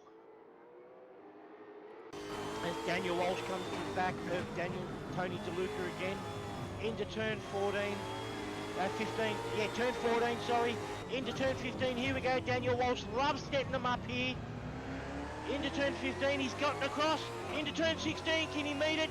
Perfect drive out, oh what a wonderful drive out, unbelievable. Unbelievable down the front straight here. He'll set him up for turn 1 here. I don't think he'll get him. He'll be better off here if he can set him up into turn 5. So here we go. We're coming through here. That's turn 2. Coming to turn 3 now. Oh, you're going to try and get him into turn 3. I thought he might wait for the switchback coming around, but no, he's got him there. He's not going to get it his own way. It's a short shift here, so we can't get it here. You unsettle the car very well there. That's why Shipley is now right on the back of him. Right there is a perfect place. If you lay down your strip too much there, you unsettle the rear of the car. Oh, we've pitched the brake for DeLuca. He ran wide of the apex there. Wow, that is a really bad corner. Now you're setting yourself up to shoot here. Coming down into turn 9. Here we go again, turn 9. And here comes Walsh. He's going to set him up here, ready for turn 15 at the other end of this complex. Is he going to be able to do it? Is he going to be able to get the turn into 11? Hold the switch back to 12, into 13. Settle the car into 14 and line it up perfectly for 15. We're going to have to wait and see. This is going to be a very important So much exchange. happening right now. We're on lap 7, and there is so much happening. Absolutely. Can you believe where we are? I think my heart rate's a little too high at the moment. It gets that way, and it gets worse as we're getting on in the season and as the championship starts to build. Yes, we are counting a championship here, punters, so points are being awarded, This is unbelievable. I don't think he's going to get him here. I think he might try and just get a little bit of a run out of turn 16. He's going to line him up. Yes, he's done that. Switch back perfectly. Get into turn 16. Get the run onto the front straight. Here we go. Perfect into fourth. Fifth. We'll be turning now. Here we go. We're going to hold fifth, or we're going to make it up to second. Depends on his gearing. I think we're going to hold fifth. Yeah. Oh, we could have got sixth there, but he's held it. He's trying to control the car a little bit. Oh, look at that understeer. Oh, goodness me. He held that well, and so did DeLuca. I was that busy looking at what Walsh was doing. I didn't pay attention to the body language of DeLuca that time. I'm so sorry. He offered that car up shallow. He took a defensive line, which would have slowed him up, would have definitely slowed his exit. Daniel Walsh is trying to take more of an attacking line. But all the while, Cooper is there. He's picking up those loose passes. He's seeing what's going on in front of him. He's backed off a little bit, trying to cool down those front tyres, trying to give him room should a mistake happen up the front, so he doesn't get drawn into an accident. He doesn't want to be responsible for punting off his teammate. Here we go, into turn 9. What's going to happen here? Tony DeLuca, he's going to go wide, I think. Oh, how did he hold that up? He went into turn 9 very, very fast. How he pulled that up for turn 10. Wow, anyone's guess. Scooney, you're watching. What have you got to say? That was an amazing pull up there. What do you think? Looks like Scooney reckons that Walsh is toying with his prey. I think he is too. He's definitely putting the pressure on DeLuca right now, keeping behind him, kind of getting in front, moving back. Oh, and he's just knocked off. We've got a contact. And he's got contact with Shipley too there. Sorry, Christina, I spoke over the top of you there. I heard you talking and I couldn't stop. I was halfway through it. I apologise. That's all right. Wow. That's all right. And we've got it. I think we've readdressed there. We have. Walsh has readdressed there with DeLuca, giving him the lead back. The Wonderful, sportsmanship wonderful here sportsmanship. it's amazing. It is, isn't it? It absolutely is. Scooney is also a member of some of these leagues. Scooney, if you'd like to have a bit more of a direct input, you are more than welcome to join us here on the commentary channel. You're more than welcome to have a bit of a live comment. Please join us if you'd like to. It'd be great to have some of your comments And here. not too far behind as well. We've got Cosmo and Fazzari. They've caught up after that little mishap. Here they are. They're fighting it out. They had some contact too just before. Our top 3 drivers also had the contact there. And they said they're not letting up either. And we've been watching how hard Alex Fazzari has been racing. He's been racing like a man possessed all night. He has certainly been giving no station to anybody. Wow. I would be so terrified to be on the track tonight with Fazzari there. Oh, me too. Oh, I think I'd just move aside. My car would brake. I know it would. It'd say, nope, sympathetic. I'm braking right here. I'm sending you wide. I'm not going to cop it up to the back. Yes, definitely. From Alex. Just move over. Let him take. You have it. All yours. That's it. Oh, here we go. Tony's gone off again. Was he helped that time, or did he do that on his own? Is he pushing those super I softs think too he hard? might have moved off on his own. It didn't look like he was pushed. No, it certainly showed no. He might be struggling a little with those super softs right about now. I think Daniel I has was certainly correct been with pushing my guess on lap 8 being pretty action packed. Oh, I don't think that was a guess. I think that was a verifiable fact. You have been sitting here beside me like a trooper for the previous 3 races, and it has been the set trend for this. Oh, and Tony DeLuca's gone round. Tony DeLuca's gone round. Oh, and he's hit Cooper Shipley. He's hit Cooper Shipley while trying to correct. Oh my God. I wonder if he was sent around by Cooper. I wonder if Cooper was trying to readdress. Tony mightn't have known he was there as he flick spin to come round and caught Cooper Shipley on the return. Oh my God, that is not what we wanted to see. DeLuca's But my goodness. now. DeLuca's gone DNF. DeLuca has gone DNF. Something has gone catastrophically wrong there.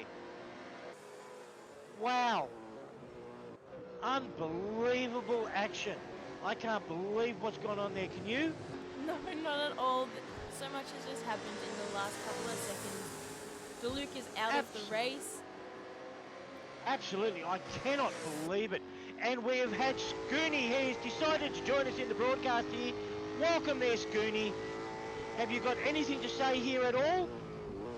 Well, I mean, I'm just having a look on the stream, and it's absolutely insane racing. We've just up like we've got DeLuca. Well, DeLuca's just had a DNF there, but I must have just missed that. I was connecting, but wow, just up and down the grid, just so Absolutely. much action happening. It was. It looks As we like they're speed up- coming through. Oh, what's going on here? Oh, Fazari's gone through past Walsh. I wonder what happened there. What happened to Walsh? Did he go wide? Was he on his own? Was he knocked? Who knows? We've got Cosmo there as well. Fazari's We having got a attack there. Vasari going up the inside of Cosmo. Wow. Both wide. And Oh, Walsh and Cosmo's gone Cosmo goes for a spin, and Walshy gets back up to the lead. Oh, there is more changes here than a dirty diapers in a daycare. Honestly. Wow. And Alex is going Goes back. up the inside. Come on, my boy. He's gonna. Oh, And he's just tagged taking him. Walsh out. Don't do that, Faz. And I think he's gonna have to redress that. Meanwhile, Shipley is coming on in the background, and he's gonna see. Thank you very much. If Absolutely. Faz decides to redress, of course.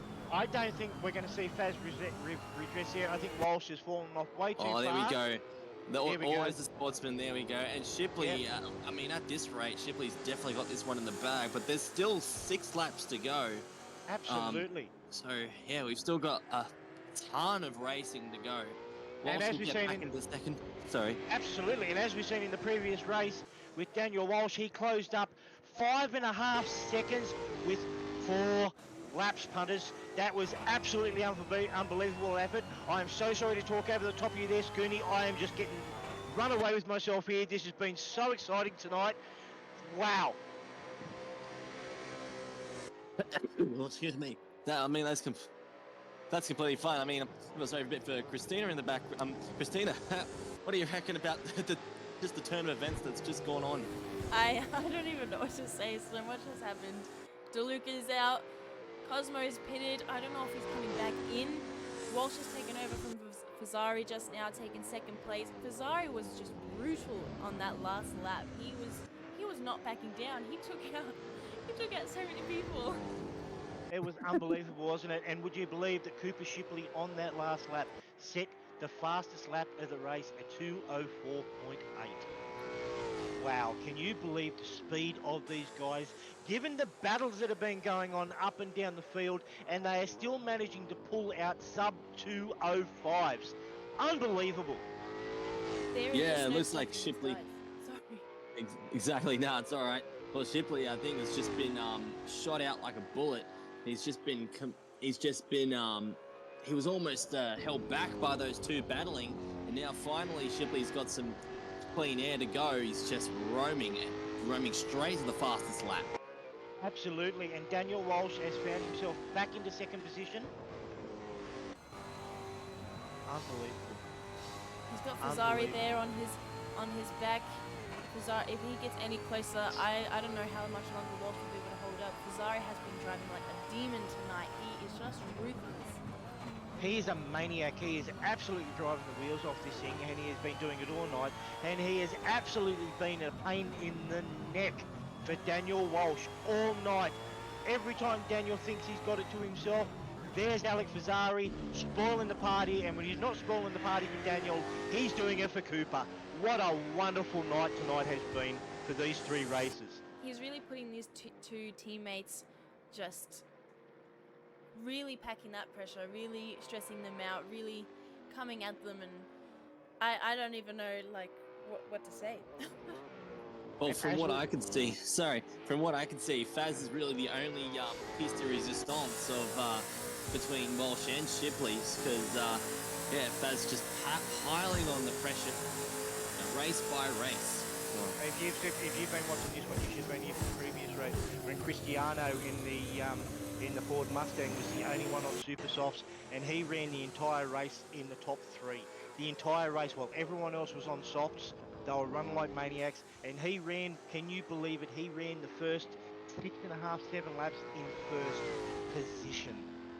Wow, he is a very, very fast learner. I've seen him like sparingly in the practice servers, getting used to these supercars, getting used to anything that he can drive and get his hands on, and yeah, it's just He was really saving constant. it for tonight. Oh yeah, absolutely. He was just anything he can get his hands on, he'll drive and do as best that he can. And yeah, that race with the super softs, just absolutely amazing tyre life. Absolutely. Looks And like let's not forget here, punters, as well. I'll give you a little bit of a testament here. Scooney was on the track with me earlier on, so he's seen it. We had 100% grip on our track. These tracks here are compressive. I've forgotten the word here. Progressive. Low grip, progressive They're grip. progressive tracks, so that means their grip comes up. They'll be 100% now, but their tyre grip will be going away. I was able to get a 2:03.7 earlier on, was my fastest lap around this track, but that was with full pressure, full grip on my tyres, full grip on the track. These guys are doing this with a progressive track. They have now taken the goodness out of these tyres. They are on soft tyres. I did mine on super softs.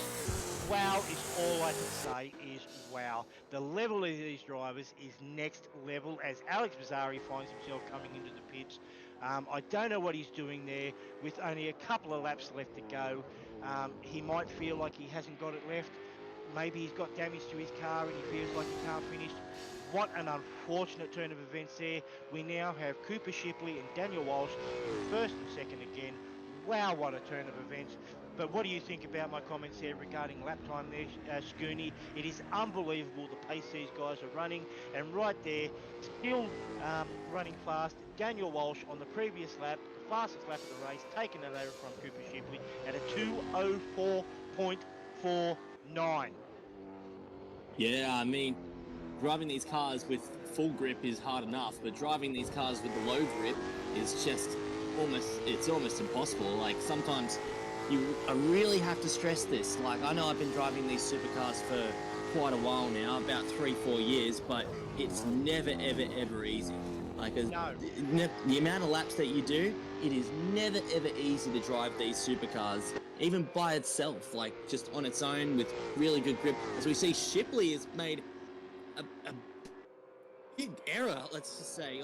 It's gone down from 6 seconds to now just under a second right to the rear bumper. I have a feeling that maybe he might be out of fuel, possibly, or I don't know what's going on here. Teammate to teammate, we're going for little bumper cards here. That's not going to go down well with the team transporter.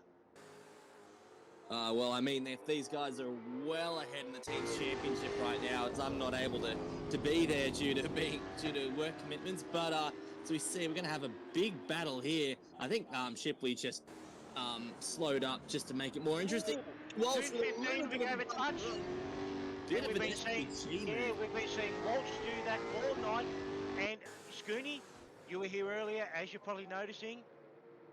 Daniel has actually put to very good use the little tips that we exchanged before this race happened about using his gearing and whatnot into turn 15 and coming into turn 16. He has used that tonight, and he has used that to great advantage. I've been really surprised at how he's been driving the car out of 14 into 15 and through 16 and getting everybody going into turn 1. It has been a masterclass to watch, I have to say. Absolutely, yeah, Daniel Walsh just putting the sword to everyone behind him, but really putting a lot of pressure on Shipley there. As a little bit of Morse code on the rear bumper. He's just tucked up under the rear spoiler. And we just have a look into the next corner. I'm having tripped up on the Sorry, turn 8 here, and we're coming down into turn 9. Now here we go, we're setting everything up. Remember, punters, we're setting up for the back turn 15 to 16 starts here at turn 9. Here we go, Daniel is playing with Shipley. Can you tell? He did not take that straight. He's playing games. Oh yeah, absolutely. Really just trying to fishtailing, just showing him the nose, and ducking and diving, weaving back and forth as they go side by side into the fast left-right hander. They're going to hold it through the the right-hander. Amazing Unbelievable. spatial awareness. Amazing spatial awareness by the teammates. Shipley's allowed to get through. As we see Walsh, is he going to have a bit of a dive here? Going to try around the outside possibly. Is Shipley going to give him the room? He is just. And Walshy, oh, there's a bit of a contact there. Walshy Shipley's gets a still got little the bit inside here. unsettled. Can he hold it they're here going. for turn 15? Here we They're go, still turn going. 15. Oh, going to the outside. He's going to try and get the switch back on turn 15. Is he going to get it? Hold it for turn 15, switch back to turn 16. Yeah, can we get it back to the inside and get the drive? Can we get the drive? Yes, he is. He's going to get the drive out of turn 16 onto the straight. Is he going to hold it? No, I think he's going to give it back to Shipley. I think he's going to run here. I think he's toying with his teammate. What do you think? Oh, 100%. absolutely. As I say, he looks like he's just toying with his prey, as I said before. As he really loves to do that. He loves a battle. He really I can loves just a battle. see, I can kind of hear him cackling in the back. Oh, it's unbelievable, isn't it? Oh, absolutely. Like, Walshy lives for a battle. Like, I've done many battles with him before. You know, had in real life, on the track, and then in sim as well. This guy really knows how to the art of racecraft, really. Yeah, I wish you guys could see the look on his engineer. His engineer's sitting at the podium right now, and you should see the looks being exchanged. My God, he looks This is just a joy to watch from these guys. These are the two guys at the very top of their game, and as very we hard see, races. very, very hard races. We see Walshy's going to look up the inside. Is he going to give the room to Shipley? Again. And very nicely done. Gives the room, but Shipley has the better run. Walsh gets a little bit loose on the outside. Gets the better run though. Coming into the fast left to right hander. Walshy has a really good run as they come side by side once again. He files back in. One by one through turn 11 and 12. Really tucked up behind that bumper, giving it a few taps here and there, saying, I am here. Bumping it on Morse code. And now coming into turn 13. Oh, he tried something there. I'm not sure. Maybe a bit of an SVG move again. Oh, there we go. We've got the fishies going on. We've got the tank slapper. Here we go. Now, here's turn 15, punters. Turn 15. Second gear. Arrest that speed. Get into the apex. Hold that apex. Beautiful. Nice switch back. Get in here. Short shift to third now. Hold the inside. Accelerate through. Get the drive up the straight. And I think he actually held that back. I think he shifted as well. Oh, what is going on there? Something's going on with Shipley there. Maybe lost a few ponies on the straight. Here they come down to turn 1. And Shipley's going to hold it round the outside and get the nice switch back for the left-hander. He owns that left-hander and takes back the lead. Maybe a bit of a his engine might be coughing. I don't know. It's a bit of a weird circumstance. They're definitely playing with one another there. Cooper Shipley's fastest lap, of course, is 204.8. Daniel Walsh's fastest lap is 204.4. But their last lap that they just completed was Cooper Shipley 206.75. Daniel Walsh 206.73. There is nothing in it. Oh, they're literally separated by not even separated by the paper of a cigarette. No. Cigarette paper, I should say. As well, Christina, what do you think of this? What's going to happen into this corner? I think I've got my I think for me, I think Shipley's gonna win this one. I don't know if Daniel's gonna if he's gonna give it to him but right now Shipley looks like he's holding Walsh right there, just not even there's no separation between them, not even an inch. I can tell you now, absolutely. This is the student and the teacher. The teacher is behind right now, giving the student, come on, hurry up. Hurry up. Well, we know this for sure. Well, that Way Ahead Motorsport is definitely going to have a 1 and 2. As we see around the outside, Walsh looked around the outside there, couldn't get it done. Shipley coming into the third last corner here, and it looks like he's got this one in the bag, but is there a late twist in the tail to come? Second last corner, Shipley runs it wide. Here comes Walshy to the stripe. Round the last corner, he's going to give it a bit of a slide, and he's just taking it. It's going to be a photo finish coming to the line. Who's it going to be? It is Walshy. Walshy by an inch. By You knew 5 Walshy. hundredths of a second. Take your hat off, boys. What a run. Baz gets third. My boy, my teammate, actually. There you go. And Daniel Walsh holds on. Daniel Walsh gets the fastest lap there, but would we expect any less? He holds it for the 204.4, was the fastest lap. Their last lap there. Here's the separation, punters. Here's the separation, Christina and Scooney. 207.6 across the line there for Daniel Walsh, and a 207.6 for Shipley. There was 8/100ths in that coming across the line. Could you get any closer? I don't think so. Only if you coordinated it to be a proper photo finish, like a proper 1-2 finish. So I think there was a bit of coordination in there. I think Walsh could have got taken over that. We've seen him playing, as you said, toying with his prey, but being a teammate and all the rest of it, I think he let his teammate get away with that until the last moment, and then it was a case of the teacher showing the student how it's done. Wow. What do you think, Christina? Your thoughts on that, please? I think Scooney and I have monopolised this enough. We need to hear your aspect on that. Wow, what a race. What an ending. Could you have hoped for any more? I think that was the best we could get. I am hoping that we can experience this more and more throughout the races, even during MSR. But I think this was the best that we could get. It was full of action, full of excitement, had me on the edge of my seat. Pretty sure I've got to go check my heart rate.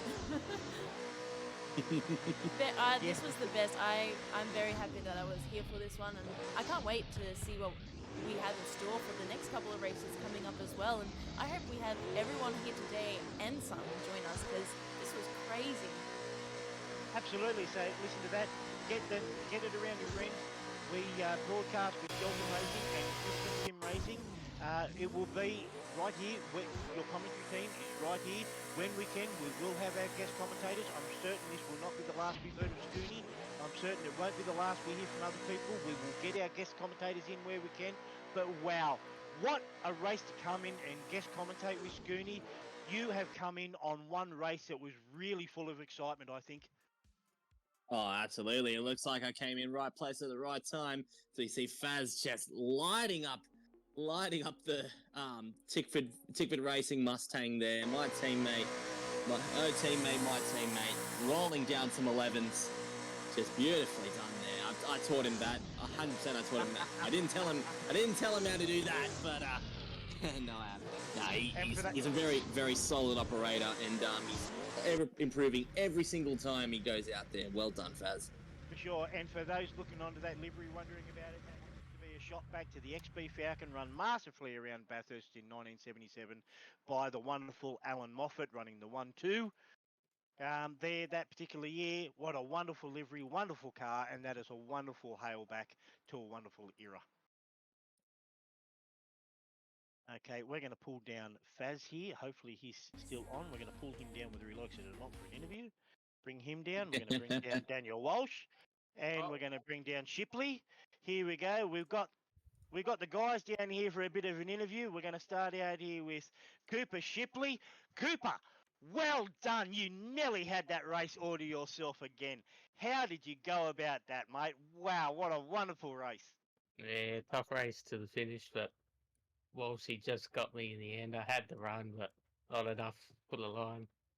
Absolutely. Daniel there, it looked like that was a little bit of the teacher taking the student to school and showing him how it was done. How was that riding his backside? You're playing around there a little bit, coming into turn 9, and instead of using your custom entry into turn 9 and coming through turn 10, you're wagging the tail deliberately, I'm sure, and then still getting the run down the chute. I couldn't believe it. Yeah, it was a really good race, and it was fun. I'm glad you like it. Faz, you were there as well. You were putting on quite the show. Are you there, Faz? Maybe a bit of technical difficulties there. Oh, there we go. I don't think he can talk down here. Wait, Faz, give me 1 sec, Faz.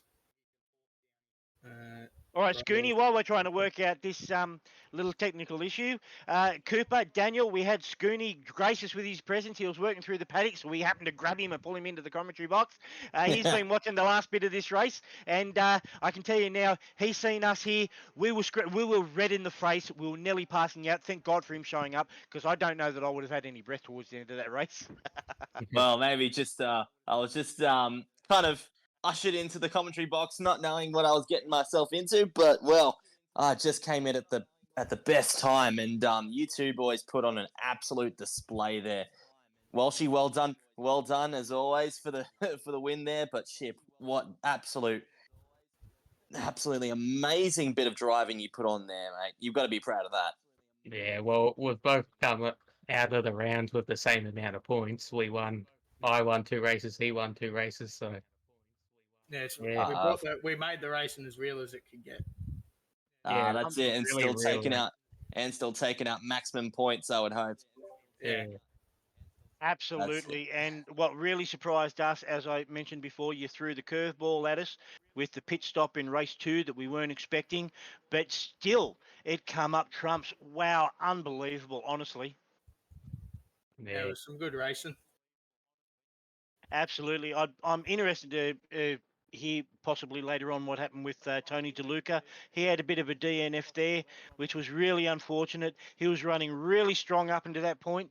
And yes, just race 1, we have to say, was a little bit quiet, but race 2 and 3, race 2, 3, and 4, you guys really turned on the action. It was quite a sight to see. A privilege to witness, I have to say. Yeah, it was good fun. Anything you'd like to add here, Christina? You were quite vocal there too. I thought you were going to pass out there for a moment.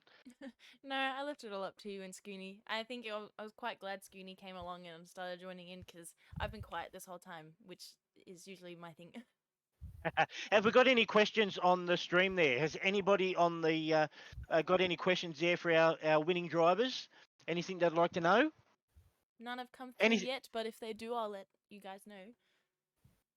Okay, well, everyone's been quite complimentary of what you guys have been doing, saying, how closely you guys have been running. And a lot of people, including Scooney came across and were actually really amazed at your driving prowess, being able to drive so close and yet not touch. It was quite a masterclass. Didn't we say that, Scooney? Oh, absolutely. Like it almost looked like, as I mentioned before in the stream, it kind of looked like Walsh, you were kind of toying with your prey a little bit a few times, but very real racing. No, it was very real. Totally very real racing. Yeah, righto. Totally didn't let off at all. Totally didn't let off. Don't replay the footage. Don't replay the footage. Get everyone to delete it. Don't replay the footage where you can see our throttle controls. Just don't replay. Make sure you delete the Motec. Yeah. Don't worry. Yeah. It was reflected in your lap time that I kept calling lap after lap after lap. I think I gave it away there. All right, guys. I think what we're going to do is we're going to leave the broadcast there. We're going to thank the lovely Christina for helping us run the cameras and run the stream here. Thank you, Christina, for your help tonight. That's okay. Thank you very much for Cooper Shipley. Yeah, thank you very much, Cooper Shipley and Danielle Walsh, for such a wonderful masterclass right the way through the entire thing here. Well done, boys. We cannot wait to see you in the next round. I hope you bring it on there. We're going to be looking forward to another turned up session. Yeah, and the next round is going to be at the Bend, just so you know, Craig. There you go. The next round's going to be at the Bend. I was wondering where it was going to be. I knew there was a gap between here and Taupo. Yes, we are going to be going to Taupo, fellas. But we do have a round in between now and then. I was wondering where it was. So there you go. The Bend. The Bend is another very technical track, and it is going to be very, very interesting to see how these guys dissect that. Thank you very much, you guys, for joining us for an interview. Scooney, wonderful. Thank you for joining us for race 4. It's been an absolute privilege to have you part of the broadcast team in that last session. Thank you for joining us. Oh, absolutely. My absolute pleasure. And I hope to be racing in the next 2 weeks, as I think I fly back to Sydney late Sunday night. So, I might be able to catch it. If not, I hope you guys have a great race out at the Bend. And yeah, I might catch you in the next one at Taupo. Yep, if you're not here and you're not around and you manage to find yourself 5 minutes, you might find your way onto the commentary team to give us a hand again. But if you don't, it was an absolute joy having you here. I know that Christina had joined me in saying that you certainly added to the excitement of race 4, and some of the calls there certainly gave my voice a little bit of a rest than that of Christina. Wouldn't you agree? 100%. Wonderful. All right then, and thank you very much for you guys for joining us here on the stream tonight. It's been a privilege to have you. I hope you've enjoyed the coverage as much as we've enjoyed bringing it for you. We look forward to joining you in our next round, coming to you from the Bend in South Australia, the premier track of South Australia, notwithstanding the Adelaide Parklands, of course. And we hope to see you there very, very soon. Thank you for joining us, and good night. Thank you for joining us, and good night.